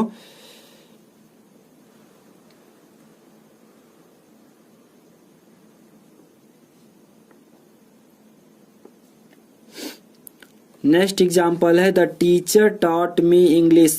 तो दोस्तों इसमें भी डबल ऑब्जेक्ट है, तो यहाँ पे देखिए ये नॉन लिविंग है एंड ये लिविंग है। तो मी को हम क्या बना लेंगे, सब्जेक्ट बना लेंगे। आई के साथ वाज का प्रयोग किया जाएगा क्योंकि ये पास्ट इंडेफिनिट टेंस है, टॉट सेकेंड फॉर्म यहाँ पे है, ठीक है। आई वॉज टॉट मुख्य क्रिया का third form English by the teacher. इस तरह से इसका भी पैसिव वॉइस बन गया। देखिए यहाँ पे मी था, मी जो है लिविंग ऑब्जेक्ट था, लिविंग ऑब्जेक्ट को मैंने सब्जेक्ट के रूप में बदल दिया, मी का आई होता है, ठीक है। आई के साथ पास्ट इंडेफिनिट टेंस में वाज यानी पैसिव वॉइस बनाते समय वाज का प्रयोग किया जाता है, मुख्य क्रिया का थर्ड फॉर्म। उसके बाद यहाँ पे डबल ऑब्जेक्ट था तो एक ऑब्जेक्ट को मैंने लिख दिया, ठीक है। उसके बाद सब्जेक्ट को ऑब्जेक्ट में चेंज करेंगे तो सब्जेक्ट के पहले, जब सब्जेक्ट को ऑब्जेक्ट में चेंज किया जाता है तो ऑब्जेक्ट के पहले बाई का प्रयोग किया जाता है। नेक्स्ट एग्जांपल देखते हैं। The principal has given me a prize. देखिए ए प्राइज जो है नॉन लिविंग ऑब्जेक्ट है एंड मी जो है लिविंग ऑब्जेक्ट है। तो आइए लिविंग ऑब्जेक्ट को हम सब्जेक्ट में चेंज करते हैं। तो मी का क्या हो जाएगा आई। अब चूंकि यहाँ पे प्रेजेंट परफेक्ट टेंस है, प्रेजेंट परफेक्ट की पैसिव वॉइस की सहायक क्रिया क्या होती है, पैसिव वॉइस की सहायक क्रिया होती है हैज बीन या हैव बीन। तो यहाँ पे हमारा आई है तो आई के साथ क्या लगेगा, have. I have been, me का क्या होगा, आई हो जाएगा I have been given a prize by the principal. इस तरह से इसका पैसिव वॉइस बन गया। आइए नेक्स्ट एंड लास्ट एग्जांपल बताते हैं। एक्टिव वॉइस है he is teaching me Hindi. He is teaching me Hindi. तो दोस्तों हिंदी जो है सब्जेक्ट है यानी विषय है ये एक, लेकिन यहाँ पे क्या है ऑब्जेक्ट है। कैसा ऑब्जेक्ट है, नॉन लिविंग ऑब्जेक्ट है। और मी जो है ये भी ऑब्जेक्ट है, लेकिन कैसा ऑब्जेक्ट है, लिविंग ऑब्जेक्ट है यानी सजीव है। तो इसको हम क्या बना लेंगे, सब्जेक्ट बना लेंगे। मी का क्या हो जाएगा, आई हो जाएगा। अब दोस्तों यहाँ पे इज है यानी प्रेजेंट कंटीन्यूअस टेंस का पैसिव वॉइस बनाना है। प्रेजेंट कंटीन्यूअस टेंस की पैसिव वॉइस की सहायक क्रिया is being, am being and are being होती है। तो यहाँ पे आई है, आई के साथ क्या लगेगा, आई एम बीइंग मुख्य क्रिया का थर्ड फॉर्म बन जाएगा। टीच का टाट हो जाएगा। बाई ही का ऑब्जेक्टिव किसका हो जाएगा, हिम हो जाएगा। इस तरह से दोस्तों ये रहा आपका rule number 7। Rule number 7 clear हो गया। अगर कोई आपको डाउट है तो कमेंट में जरूर बताइएगा। आइए मैं आपको नेक्स्ट रूल बताता हूँ। रूल नंबर 8 है दोस्तों, देखिए नो तथा ओब्लाइज। नो और ओब्लाइज दो ऐसी क्रियाएं हैं जिनके पश्चात पैसिव वॉइस में प्रीपोजिशन बाई के स्थान पर टू का यूज किया जाता है। दोस्तों मैं आपको बता दूं नो और ओब्लाइज दो ऐसी क्रियाएं हैं जो एग्जाम में सबसे ज्यादा पूछी जाती हैं, क्योंकि इसका एक्सेप्शन होता है बाई के स्थान पे प्रीपोजिशन टू लगता है पैसिव वॉइस बनाते समय, इसलिए इनको अक्सर पूछा जाता है। तो दोस्तों मैं तो यही कहूंगा इसको आप लोग एकदम अच्छे से कर लीजिए, ठीक है। आइए इसका एग्जाम्पल बताते हैं। Everybody knows Gandhi ji. Knows से पता चल रहा है एस यानी प्रेजेंट इंडेफिनिट टेंस है। तो दोस्तों आइए यहाँ पे हम गांधी जी को ऑब्जेक्ट से सब्जेक्ट बनाते हैं। Gandhi ji is known. Know का थर्ड फॉर्म क्या होगा, नोन होगा। Known to everybody. देखिए यहाँ पे बाई न होकर टू प्रयोग किया गया है। नेक्स्ट एग्जाम्पल एक्टिव वॉइस में दिया है ही विल ओब्लाइज मी। तो दोस्तों यहाँ पे ओब्लाइज के साथ मैंने बताया कि बाई के स्थान पे टू का प्रयोग किया जाएगा। तो मी को हम सब्जेक्ट बना लेंगे तो आई हो जाएगा। आई के साथ शैल बी का प्रयोग किया जाएगा, ठीक है। फ्यूचर इंडेफिनिट टेंस की एक्टिव वॉइस है और फ्यूचर इंडेफिनिट टेंस की पैसिव वॉइस की हेल्पिंग वर्ब क्या होती है, विल बी और शैल बी होती है। तो आई के साथ क्या लगेगा, I shall be obliged to him. तो इस तरह से दोस्तों इन दोनों का पैसिव वॉइस बन गया। इसको आप लोग एकदम अच्छी तरह से नोट कर लीजिए। अगर कॉपी पेन में नहीं लिए तो कॉपी पेन लेकर नोट कर लीजिए, ठीक है, क्योंकि ये अक्सर एग्जाम में पूछा जाता है। ये नेक्स्ट रूल बताते हैं आपको हम। रूल नंबर 9 यदि हु आए तो। देखिए यदि आपके सेंटेंस में हु आए तो उसके लिए फार्मूला क्या होता है। देखिए हु आए तो जब पैसिव वॉइस बनाते हैं तो यहाँ पे हु की जगह पे बाय होम करके और यहाँ पे helping verb is am are का प्रयोग किया जाता है। उसके बाद सब्जेक्ट का प्रयोग किया जाता है एम बी का थर्ड फॉर्म, ठीक है। आइए एक एग्जाम्पल बताते हैं। जैसे who teaches you. Who teaches you. तो यहाँ पे देखिए हु की जगह हम बाय होम कर देंगे। उसके बाद दोस्तों यू यानी सब्जेक्ट के अनुसार पे यहाँ हेल्पिंग वर्ब लगेगी। तो यू हमारा क्या है, प्लूरल सब्जेक्ट है, बहुवचन का करता है। तो यू के पहले क्या लग जाएगा, आर, ठीक है। उसके बाद सब्जेक्ट लिखा जाएगा, यहाँ देख रहे हैं आप लोग सूत्र में है, फार्मूले में। उसके बाद एमबी का थर्ड फॉर्म यानी टीज का थर्ड फॉर्म क्या हो जाएगा, टाट। इस तरह से इसका एक्टिव वॉइस से पैसिव वॉइस बन गया। आइए नेक्स्ट बताते हैं रूल नंबर 9 का बी, ठीक है। इसमें यदि हुम आए तो, यदि क्या आए, हुम आए तो फार्मूला क्या होता है। देखिए यदि हुम आता है सेंटेंस में यानी एक्टिव वॉइस में हुम दिया रहेगा तो यहाँ आपको हुम की जगह पे हु कर देना है, ठीक है। उसके बाद इज, उसके बाद मेन वर्ब का third form plus by plus object. आइए मैं इसका एग्जाम्पल बताता हूँ। तो दोस्तों इसका एग्जाम्पल है हुम do they call. whom do they call। तो दोस्तों यहाँ पे मैंने बताया कि whom आए तो whom के स्थान पर एक्टिव से पैसिव वॉइस बनाते समय who हो जाता है, और यहाँ पे हेल्पिंग वर्ब किसका प्रयोग किया जाता है, इज का मुख्य क्रिया का थर्ड फॉर्म यानी काल को कॉल्ड कर देंगे। उसके बाद यहाँ पे बाई और उसके बाद दे का ऑब्जेक्टिव केस क्या हो जाएगा, देम हो जाएगा। इस तरह से ये दोस्तों whom का रूल हो गया। आइए नेक्स्ट बताते हैं रूल नंबर 9 का सी। यदि व्हाट आए तो दोस्तों, हालांकि व्हाट वाला मैंने आपको बता दिया था WH फैमिली के साथ भी, लेकिन ये भी देख लीजिए। यदि व्हाट आए तो फार्मूला क्या होता है, व्हाट प्लस इज एमबी का third form plus by plus object. तो दोस्तों आप सभी लोग इसको अच्छे से लिख लीजिए।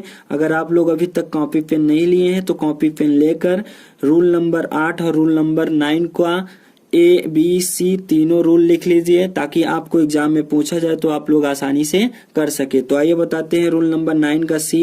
दोस्तों इसमें है यदि व्हाट आए तो फार्मूला क्या होता है, व्हाट आएगा तो व्हाट प्लस इज एमबी का third form plus by plus object लिखा जाता है। तो एग्जाम्पल है हमारा what does he it, what does he it. यहाँ देखिए इट जो है हमारी मुख्य क्रिया है, और यहाँ पे व्हाट क्या है, WH फैमिली है, ठीक है। यहाँ पे प्रश्न सूचक शब्द है, और डज क्या है, हेल्पिंग वर्ब है। डज किस टेंस की हेल्पिंग वर्ब होती है, प्रेजेंट इंडेफिनिट टेंस की। और मैंने आपको बताया प्रेजेंट इंडेफिनिट टेंस की पैसिव वॉइस की हेल्पिंग वर्ब होती है इज, एम, आर। तो यहाँ पे दोस्तों ही के साथ क्या प्रयोग किया जाएगा, सिंगुलर सब्जेक्ट प्रयोग किया जाएगा, यानी इज का प्रयोग किया जाएगा। तो व्हाट इज, और यहाँ पे मुख्य क्रिया को हम लिखेंगे, देखिए फार्मूले के हिसाब से। तो फार्मूला क्या कह रहा है, मेन वर्ब का थर्ड फॉर्म, तो इट का फर्स्ट फॉर्म होता है इट, और सेकेंड फॉर्म होता है एट, थर्ड फॉर्म होता है ईटेन। तो यहाँ पे हमने ईटेन लिख देंगे। उसके बाद बाई, उसके बाद हमारा सब्जेक्ट जो है ही, ये ऑब्जेक्ट में क्या हो जाएगा। देखिए दोस्तों रूल नंबर 10 में क्या होता है, रूल नंबर 10 है कुछ वर्ब्स के पश्चात पैसिव वॉइस में बाई के स्थान पर अन्य प्रीपोजिशन का प्रयोग होता है। तो आइए रूल नंबर 10 का ए देखते हैं। यहाँ पे कुछ क्रियाएं दी गई हैं, आप लोग इसको नोट कर लीजिए। अगर आप लोग कॉपी पेन नहीं लिए हैं तो कॉपी पेन जरूर ले लें ताकि इसको नोट कर सकें। Surprised, astonished, disappointed, distressed, displaced and alarm के पश्चात पैसिव वॉइस में एट का प्रयोग होता है।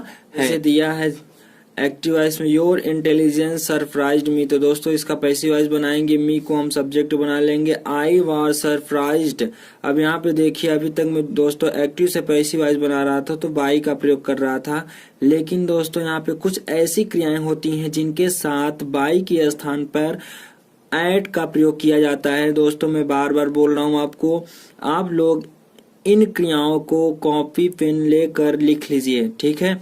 तो दोस्तों यहाँ पे एट हो जाएगा। उसके बाद यहाँ पे हमारा सब्जेक्ट के रूप में और इंटेलिजेंस था तो ये ऑब्जेक्ट के रूप में लिखा जाएगा।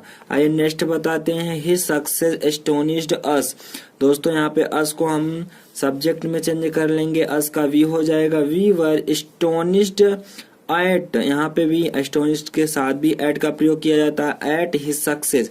नेक्स्ट एग्जाम्पल है his failure disappointed me, his failure disappointed me, me का आई हो जाएगा, आई के साथ वाज लगेगा क्योंकि ये पास्ट इंडेफिनिट टेंस की एक्टिव वॉइस है और इसकी पैसिव वॉइस बनाएंगे तो वाज और वर का प्रयोग किया जाता है। तो यहाँ पे मी हमारा जो है ऑब्जेक्ट है, तो ये मी जब सब्जेक्ट बन जाएगा तो क्या हो जाएगा, आई हो जाएगा और आई के साथ वाज का प्रयोग किया जाता है। I was disappointed at his failure, ठीक है। नेक्स्ट एग्जाम्पल देखिए his rude behaviour displeased the teachers. दोस्तों आइए मैं आपको बताता हूँ, his rude behaviour displeased, displeased के साथ भी एट का प्रयोग किया जाता है और यहाँ पे ऑब्जेक्ट हमारा द टीचर्स है तो यहाँ हम सब्जेक्ट बना लेंगे इसको। The teachers were displeased at his rude behaviour. दोस्तों इस तरह से इसका पैसिव वॉइस भी बन गया। आइए नेक्स्ट एग्जाम्पल है हमारा this news alarmed his father, this news alarmed his father. तो दोस्तों यहाँ हिज फादर ऑब्जेक्ट के रूप में है तो इसको हम सब्जेक्ट में बना लेंगे। His father was alarmed at this news. तो दोस्तों इस प्रकार से रूल नंबर 10 का ए बता दिया मैंने। अब रूल नंबर 10 का बी बताने जा रहा हूँ। दोस्तों आप लोगों से बार बार बोल रहे हैं, अगर कॉपी पेन नहीं लिए हैं तो प्लीज आप लोग कॉपी पेन लेकर लिख लीजिए ताकि भूले ना, और आपके एग्जाम में पूछा जा सकता है। खास तौर पे यूपी बोर्ड के एग्जाम में ये एक्टिव पैसिव वॉइस अक्सर पूछी जाती हैं, और अगर आप क्लास 10 में है या 12 में है तो आप लोग जरूर से जरूर इसको लिख लीजिए। आइए नेक्स्ट बताते हैं।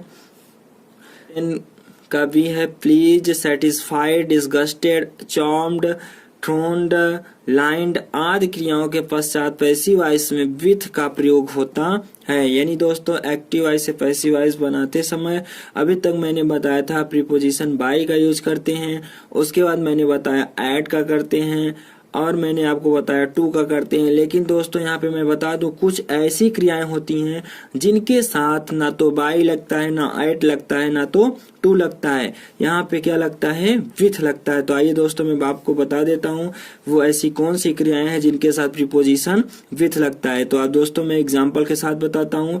एग्जाम्पल है हमारा माई बिहेवियर प्लीज्ड हिम। अब दोस्तों आपको पता है हिम ऑब्जेक्टिव केस में है, ऑब्जेक्टिव केस से सब्जेक्टिव केस में चेंज कर लेंगे। हिम का क्या हो जाएगा, he was pleased with my behaviour. दोस्तों इस तरह से इसका पैसिव वॉइस बन गया। नेक्स्ट एग्जांपल है your work satisfies the officers. Your work satisfies the अफसर, यहाँ पे प्रेजेंट इंडेफिनिट टेंस है दोस्तों, इसका पैसिव वॉइस बनाते हैं the officers are satisfied with your work. आइए नेक्स्ट एग्जाम्पल बताते हैं आपको।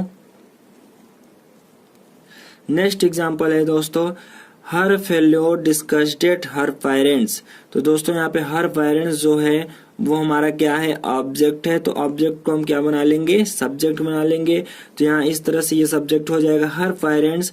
अब दोस्तों ये पास्ट इंडेफिनिट टेंस है क्योंकि यहाँ मुख्य क्रिया का सेकंड अवस्था है, ठीक है। तो her parents were disgusted with her failure. तो दोस्तों इस तरह से इसका पैसिव वॉइस बन गया। आइए नेक्स्ट एग्जांपल बताते हैं। नेक्स्ट एग्जांपल है his sweet song charm the listeners. His sweet song charmed the listener. The listeners जो यहाँ पे ऑब्जेक्ट है तो हम इसको सब्जेक्ट बना लेंगे। The listener were charmed with his sweet song. तो दोस्तों इस तरह से इसका एक्टिव से पैसिव वॉइस बन गया। बने रहिए हमारे वीडियो में। नेक्स्ट एग्जांपल है the students thronged the college hall. तो दोस्तों ये आइए देखते हैं ये कौन सा टेंस है। टेंस पहचानने का तरीका, हम सबसे पहले वर्ब को देखते हैं, यानी हमारी जो क्रिया है वो किस अवस्था में है, फर्स्ट फॉर्म में है या सेकेंड फॉर्म में या थर्ड फॉर्म में या एनजी फॉर्म में है। तो दोस्तों अगर मैं आपको बता दूं यहाँ पे यस या यस होता तो ये प्रेजेंट इंडेफिनिट टेंस होता, लेकिन यहाँ पे ईडी है यानी ये पास्ट इंडेफिनिट टेंस है, क्योंकि पास्ट इंडेफिनिट टेंस के अफर्मेटिव सेंटेंस में सहायक क्रिया का प्रयोग नहीं होता है, मुख्य क्रिया के सेकंड फॉर्म यानी दूसरी अवस्था यूज किया जाता है। तो इससे हम पकड़ ली ये कौन सा टेंस है, पास्ट इंडेफिनिट टेंस है। तो आइए दोस्तों पास्ट इंडेफिनिट टेंस की पैसिव वॉइस की हेल्पिंग वर्ब क्या होती है, वाज और वर होती है दोस्तों। तो आइए देखते हैं यहाँ पे वाज लगेगा या वर लगेगा। तो the college hall was throned with the students. Throned means होता है भीड़ से भरा हुआ। थ्रोन्ड मीन्स क्या होता है दोस्तों, भीड़ से भरा हुआ। इसको हिंदी लिख लीजिएगा आप लोग, भीड़ से भरा हुआ, ठीक है ना। आइए दोस्तों नेक्स्ट एग्जांपल बताते हैं। The passengers line the booking window. तो दोस्तों इसका पैसिव वॉइस बनाएंगे। यहाँ पे लाइंड यानी ईडी लगा है यानी सेकेंड फॉर्म है। ये तो कौन सा टेंस है, पास्ट इंडेफिनिट टेंस है। तो पास्ट इंडेफिनिट टेंस का मैंने आपको रूल सब कुछ बता दिया है कि कैसे करते हैं हम इसको, ठीक है। पास्ट इंडेफिनिट टेंस आता है तो पैसिव वॉइस कैसे चेंज करते हैं। तो आइए दोस्तों हम चेंज करते हैं। यहाँ पे हमारा ऑब्जेक्ट केस क्या है, ऑब्जेक्टिव केस में है द बुकिंग विंडो। द क्या हो गई हमारी, सब्जेक्ट हो गया। The booking window was lined with the passengers. इस तरह से पैसिव वॉइस बन गया। आइए दोस्तों मैं आपको रूल नंबर 10 का सी बताता हूँ।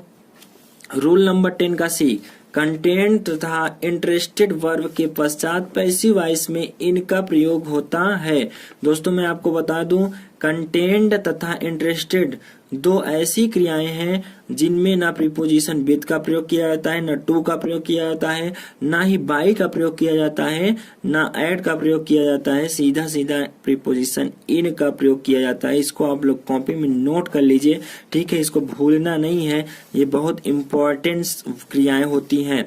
जैसे कंटेन किसी चीज को भरने के लिए प्रयोग किया जाता है, और इंटरेस्ट यानी रुचि, किसी चीज में आपको रुचि है, जैसे पढ़ने में रुचि है, या किसी वकील को किसी केस में रुचि है, ठीक है, आपको किसी खाने में रुचि है, ठीक है, इसके लिए प्रयोग किया जाता है कंटेंट तथा इंटरेस्टेड। ये दो वर्ब ऐसी होती हैं जिनका पैसिव वॉइस अगर हम बनाते हैं तो इनके पहले प्रीपोजिशन इनका प्रयोग किया जाता है। आइए मैं आपका इसका एक्सरसाइज करवा देता हूं, यानी एग्जाम्पल बता देते हैं दोस्तों। दिया active voice, this book contains many beautiful things. तो दोस्तों यहाँ पे जो दिया है मेनी ब्यूटीफुल थिंग्स, ये हमारा क्या है, ऑब्जेक्टिव केस है। तो ऑब्जेक्टिव केस को हम सब्जेक्ट में चेंज कर लेंगे, यहाँ हो जाएगा मेनी ब्यूटीफुल थिंग्स, जो कि ये बहुवचन है, तो यहाँ पे क्या लगेगा, आर। अब कंटेन का थर्ड फॉर्म हो जाएगा कंटेन्ड इन दिस बॉक्स। तो दोस्तों इस तरह से इसका एक्टिव से पैसिव वॉइस बन गया, many beautiful things are contained in this box. आइए नेक्स्ट एग्जांपल बताते हैं दोस्तों उससे पहले अगर आप लोग हमारे वीडियो को लाइक नहीं किए तो प्लीज लाइक कर दीजिए, और हाँ, चैनल को सब्सक्राइब कर दीजिए, बेल आइकन को प्रेस कर दीजिए, ताकि आने वाली वीडियो आपको हर समय मिलती रहे।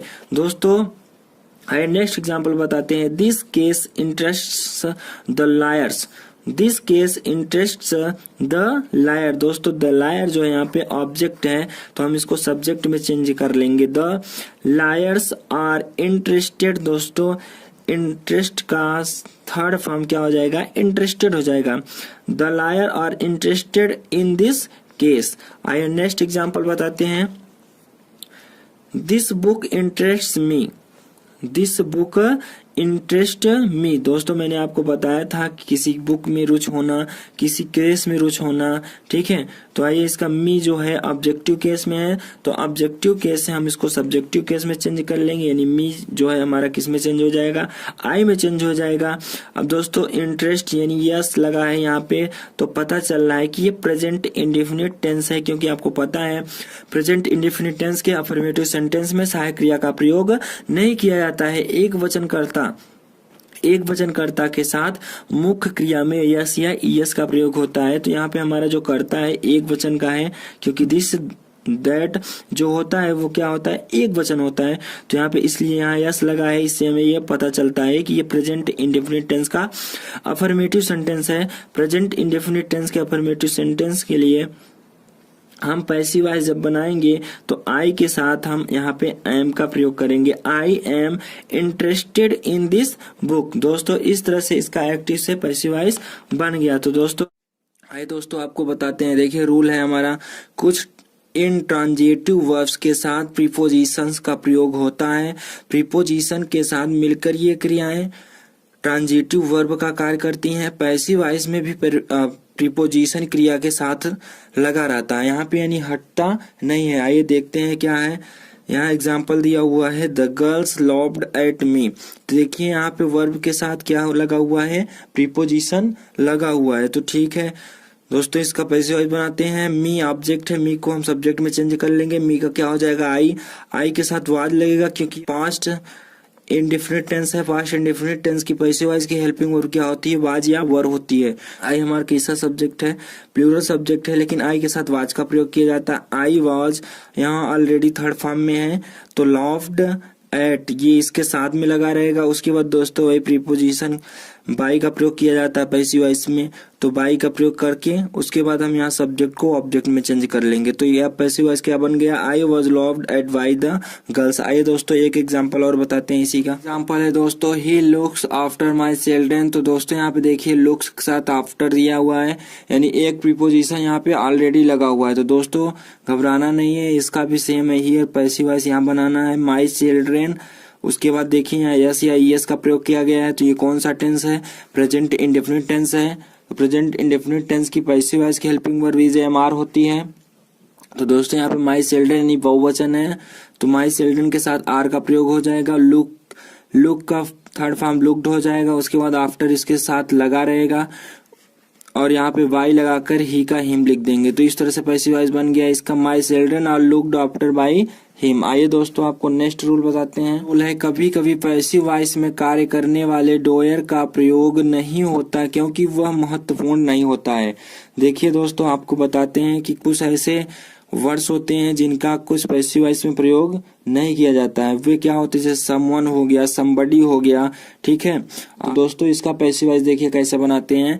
यहाँ पे आपको कुछ नहीं करना है, ऑब्जेक्ट को सब्जेक्ट बना लेना है। My pen has been stolen, यहाँ समवन को नहीं लिखा जाता है। आइए नेक्स्ट एग्जाम्पल बताते हैं। देखिए दोस्तों दिया रहेगा people speak English all over the world. तो दोस्तों आपको पैसिव वॉइस कैसे बनाना है, यहाँ हमारा ऑब्जेक्ट क्या है, इंग्लिश है, तो इंग्लिश को हम सब्जेक्ट बना लेंगे। English is spoken all over the world. यहाँ दोस्तों आपको पीपुल लिखने की जरूरत नहीं है क्योंकि पीपुल ही तो इंग्लिश बोलते हैं, जाहिर सी बात है, ठीक है। यहाँ जानवर तो इंग्लिश बोलते ही नहीं है। तो आइए नेक्स्ट एग्जांपल आपको बताते हैं। somebody told us to wait outside। तो दोस्तों यहाँ पे us जो है हमारा क्या है, ऑब्जेक्ट है। ऑब्जेक्ट को हम सब्जेक्ट बना लेंगे, वी हो जाएगा, वी के साथ वर का प्रयोग किया जाएगा क्योंकि ये पास्ट इंडेफिनिट टेंस है। We were waited to outside, ठीक है। क्या हो जाएगा, we were waited to outside. तो दोस्तों आशा करता हूँ इतना समझ में आ गया होगा। दोस्तों हमारे वीडियो को लाइक कर दीजिए आप लोग। अगर आप लोग चैनल को सब्सक्राइब नहीं किए हैं और वीडियो देख रहे हैं तो प्लीज आप लोगों से हम्बल रिक्वेस्ट है कि चैनल को लाइक करके बेल आइकन को जरूर प्रेस करें ताकि आने वाली वीडियो आपको समय से मिलती रहे।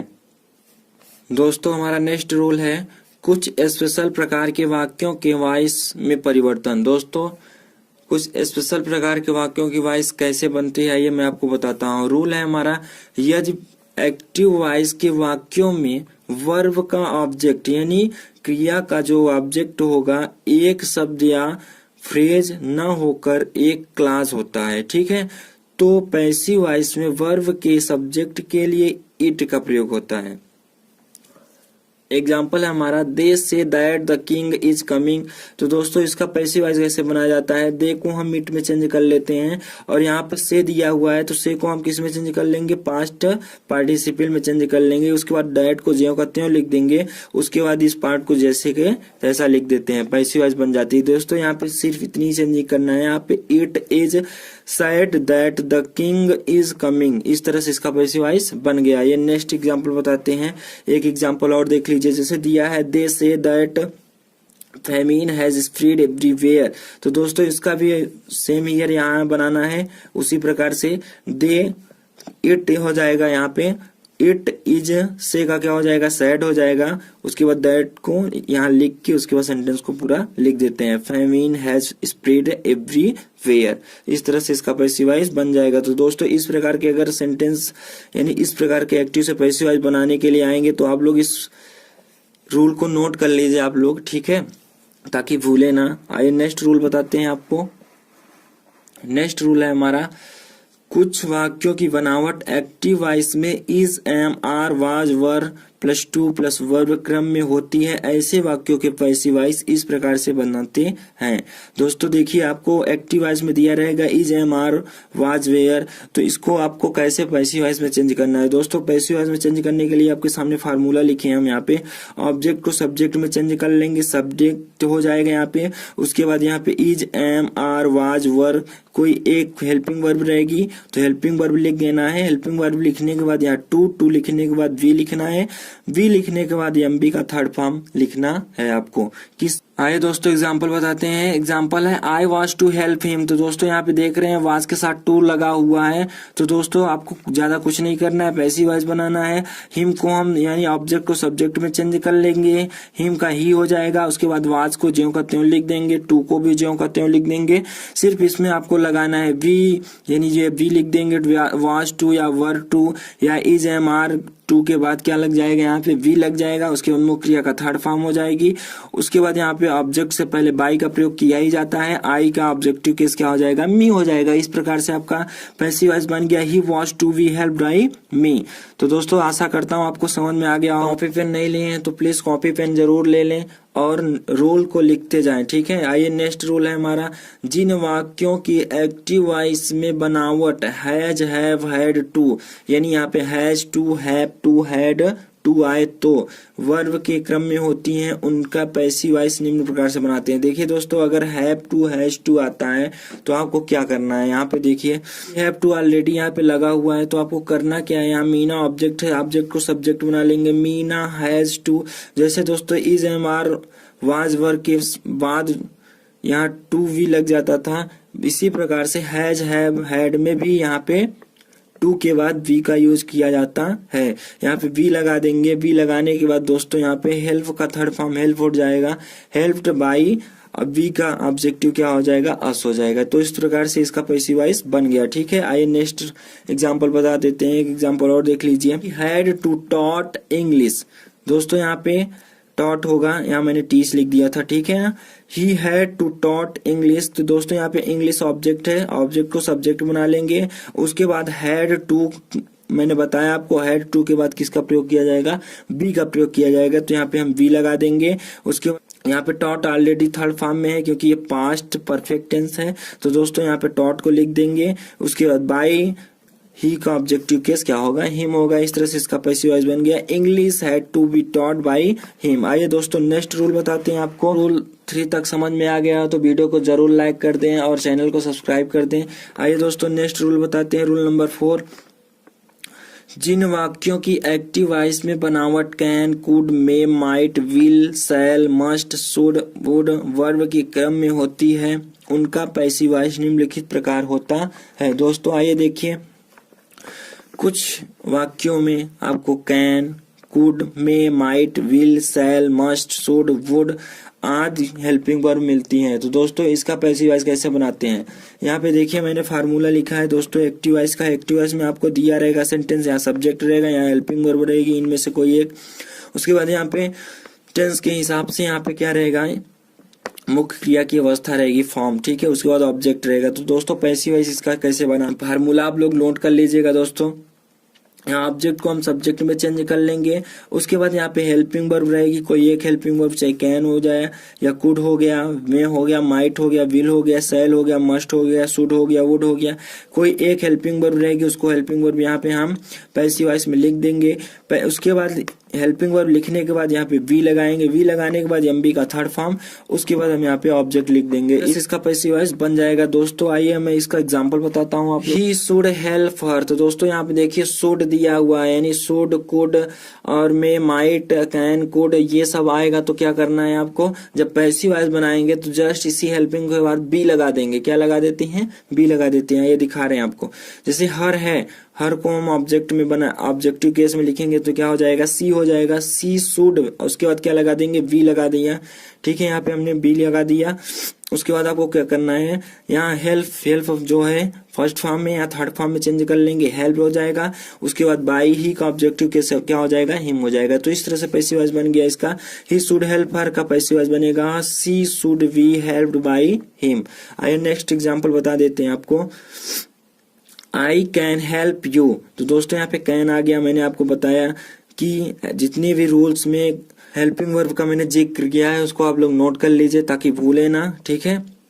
तो यहाँ पे भी इसी प्रकार से पैसिव वॉइस बन जाएगी इसकी। यू कैन बी, देखिए यहाँ पे बी लगा देना है। उसके बाद एमबी का third form, helped by I का ऑब्जेक्टिव केस क्या हो जाएगा, मी हो जाएगा।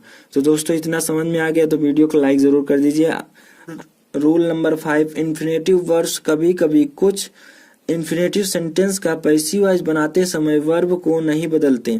इसमें क्या प्रयोग किया जाता है, टू और बी, उसके बाद पास्ट पार्टिसिपल यानी एमबी का थर्ड फॉर्म का प्रयोग किया जाता है। तो दोस्तों इसके लिए आपको मैं फार्मूला बता देता हूँ, नोट कर लीजिए ताकि आपको आसानी से समझ में आए। अगर दोस्तों यहाँ पे कंडीशन लिखिए इट इज टाइम टू आए, तो इट इज टाइम टू आए, तो दोस्तों आपको क्या करना है, यहाँ पे फार्मूला है इट इज टाइम, उसके बाद यहाँ पे फार लिख देना है। फार लिखने के बाद एक्टिव वॉइस का ऑब्जेक्ट को हम सब्जेक्ट में लिख देंगे। यहाँ पे सब्जेक्ट लिखने के बाद टू, उसके बाद यहाँ पे बी लगा देंगे, बी लगाने के बाद एमबी का थर्ड फॉर्म लिख देते हैं। जैसे it is time to read the newspaper, तो दोस्तों इसका पैसिव वॉइस हम कैसे बनाएंगे, एकदम आसान तरीका है दोस्तों। यहाँ पे इट इज टाइम टू को हम इट इज टाइम फॉर में लिख देते हैं, ठीक है। इट इज टाइम फॉर, यहाँ इट इज टाइम फॉर में लिख देंगे।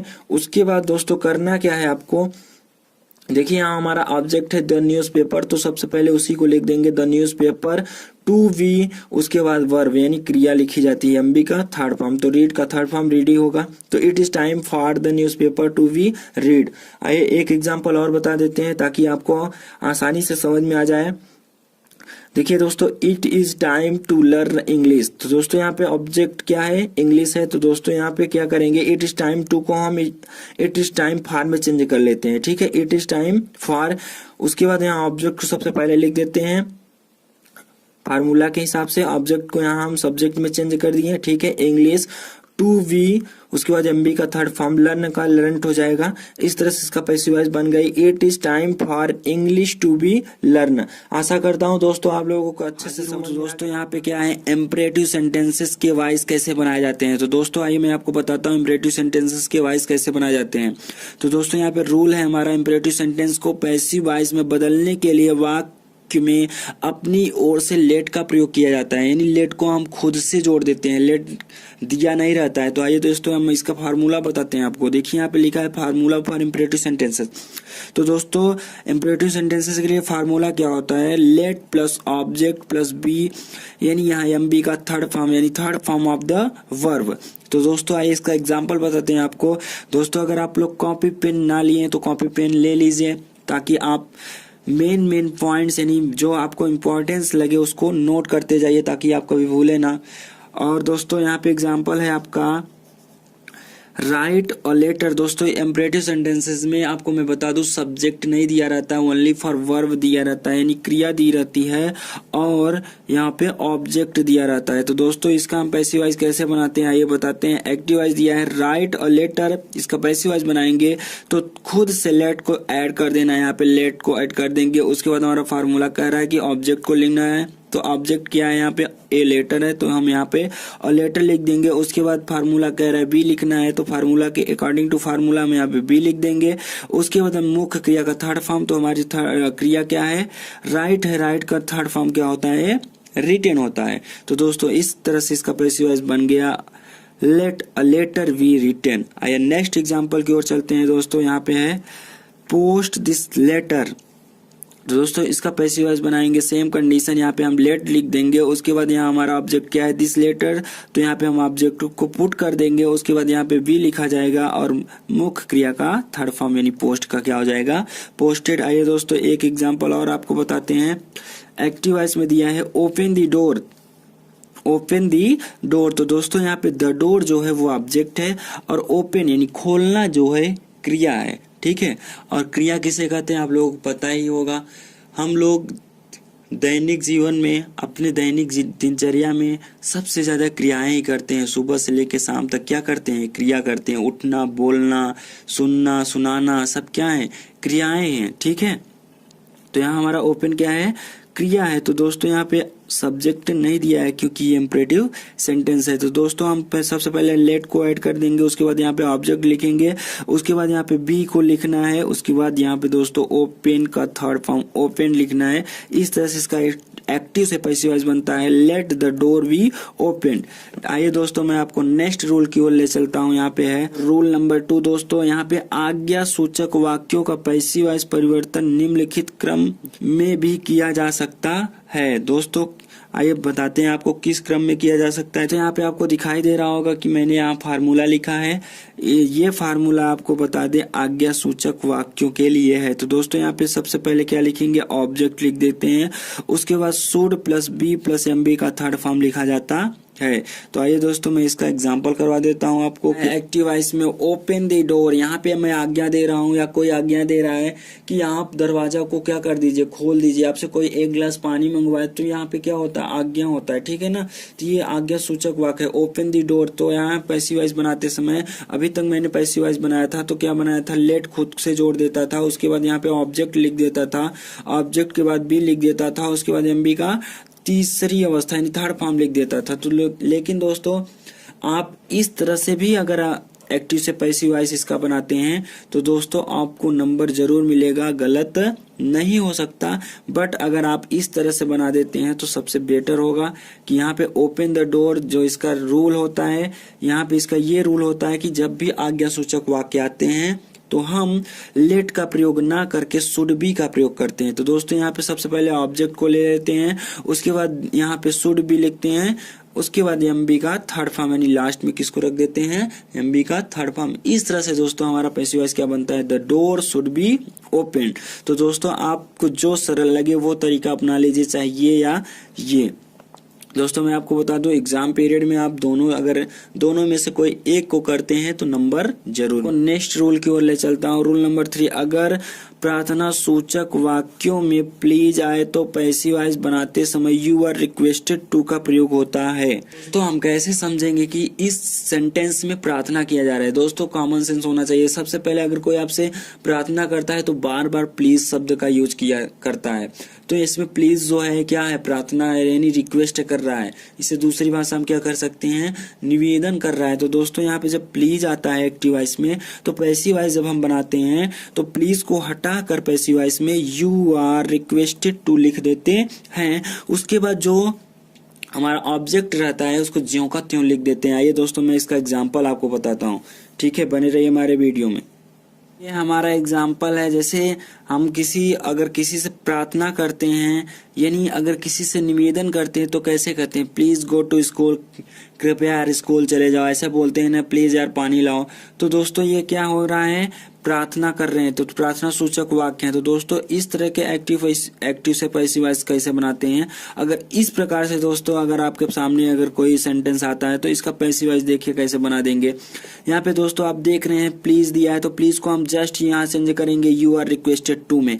उसके बाद दोस्तों ज्यों का त्यों सेंटेंस को हम क्या कर देते हैं, लिख देते हैं। देखिए यहाँ पे था प्लीज गो टू स्कूल, तो मैंने प्लीज को यू आर रिक्वेस्टेड टू में चेंज करके उसके बाद गो टू स्कूल को ज्यों का त्यों लिख दिया। दोस्तों कितना आसान है, 1 सेकेंड में आपको समझ में आ जाएगा।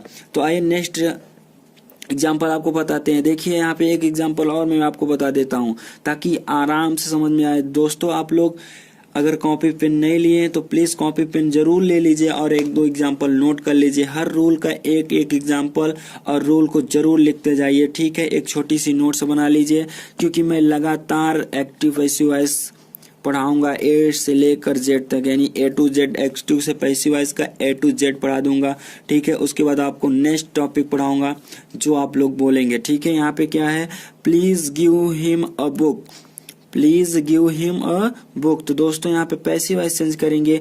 तो दोस्तों यहाँ पे क्या कर रहा है, रिक्वेस्ट कर रहा है, you are requested to give him a book. तो दोस्तों आशा है कि आप लोगों को ये समझ में आ गया होगा। आइए मैं आपको नेक्स्ट रूल बताता हूँ। दोस्तों हमारा नेक्स्ट रूल है रूल नंबर 3 का दूसरा। तो दोस्तों इसमें क्या होता है, यदि वाक्य से सलाह या सुझाव का बोध हो तो पैसिव वॉइस में यू आर एडवाइज टू का प्रयोग करते हैं। अगर दोस्तों किसी भी सेंटेंस में अगर सुझाव या सलाह का बोध होता है यानी भाव प्रकट होता है तो दोस्तों वहां पे यू आर रिक्वेस्टेड टू ना लिखकर यू आर एडवाइज टू का यूज किया जाता है। आइए दोस्तों मैं इसका एग्जांपल बताता हूं आपको। तो दोस्तों आप लोग सलाह का मतलब समझ ही रहेंगे, यानी एडवाइस मीन्स क्या होता है, सलाह होता है। तो यहाँ पे दोस्तों अगर सलाह जाता है, जैसे सलाह दिया जाता है कि शराब मत पियो, ठीक है, स्मोक मत करो, तो ये क्या है, सलाह ही है। क्योंकि अगर हम स्मोक या कोई भी बंदा स्मोक करता है तो उसको क्या हो जाता है, कैंसर हो जाता है। तो ये क्या होती है, एडवाइस होती है। डॉक्टर भी एडवाइस देते हैं कि आप स्मोकिंग मत करिए, ठीक है। या फिर आता हूँ जैसे दोस्तों अगर कहीं पे आपको सलाह या सुझाव दिया जाता है तो आप कॉमन सेंस से सोच सकते हैं कि आपको जैसे बोला जाए कि हमेशा बाईं तरफ से चलिए। तो दोस्तों यहाँ पे आपको सुझाव दिया जा रहा है या आपके टीचर द्वारा सुझाव दिया जाता है कि बच्चों पढ़ो, तो आपको क्या दिया जा रहा है, सलाह या सुझाव दिया जा रहा है। तो यहाँ पे जैसे एग्जाम्पल है obey the rules of the road, you are advised to, यहाँ पे इसके आगे क्या जुड़ जाएगा, यू आर एडवाइज टू, उसके बाद ज्यों का त्यों सेंटेंस को हम यहाँ पे लिख देंगे, you are advise to obey the rules of the road. तो दोस्तों नेक्स्ट रूल है हमारा, जब इम्परेटिव सेंटेंस निगेटिव हो, तो इम्परेटिव सेंटेंस किसमें हो, निगेटिव में हो, जैसे डू नॉट हो या डज नॉट में हो, तो क्या करते हैं, सहायक क्रिया डू या डज को हटा दिया जाता है। आइए दोस्तों मैं आपको बताता हूँ कैसे हटा दिया जाता है। जैसे एग्जाम्पल में दिया है do not kill the bird, तो दोस्तों यहाँ कहा जा रहा है कि पक्षी को मत मारिए, ठीक है। तो दोस्तों इसको क्या करना है, आपको पैसिव वॉइस बनाते समय क्या करना है, लेट को ऐड कर देना है खुद से। इंपरेटिव सेंटेंस में लेट का ऐड किया जाता है, उसके बाद ऑब्जेक्ट को लिखा जाता है। तो दोस्तों मैंने यहाँ ऑब्जेक्ट को लिख दिया, ठीक है। तो यहाँ इसका फार्मूला होता है दोस्तों, मैं बता दूंगा आपको, फार्मूला लिख लीजिएगा। Late plus object, late plus क्या होता है, ऑब्जेक्ट होता है, यानी यहाँ फार्मूला मैं आपको बता दे रहा हूँ। उसके बाद नॉट बी, उसके बाद एम बी का थर्ड फॉर्म यूज किया जाता है। किसके लिए, यदि इंपरेटिव सेंटेंस में निगेटिव हो तो। यदि इंपरेटिव सेंटेंस में निगेटिव होता है तो let plus object plus not be plus M B का थर्ड फॉर्म यूज करते हैं। तो दोस्तों इस तरह से आपको ये लगी हो तो लाइक जरूर करें, और हमारे चैनल को अगर अभी तक सब्सक्राइब नहीं किए तो प्लीज आप लोगों से हम्बल रिक्वेस्ट है कि चैनल को सब्सक्राइब कर दीजिए। और हाँ दोस्तों, अगर आपको कुछ अन्य टॉपिक पढ़ना है तो कमेंट में जरूर बताइए। तो दोस्तों आज के लिए इतना ही, अब मिलते हैं नेक्स्ट वीडियो में। Thanks all of you.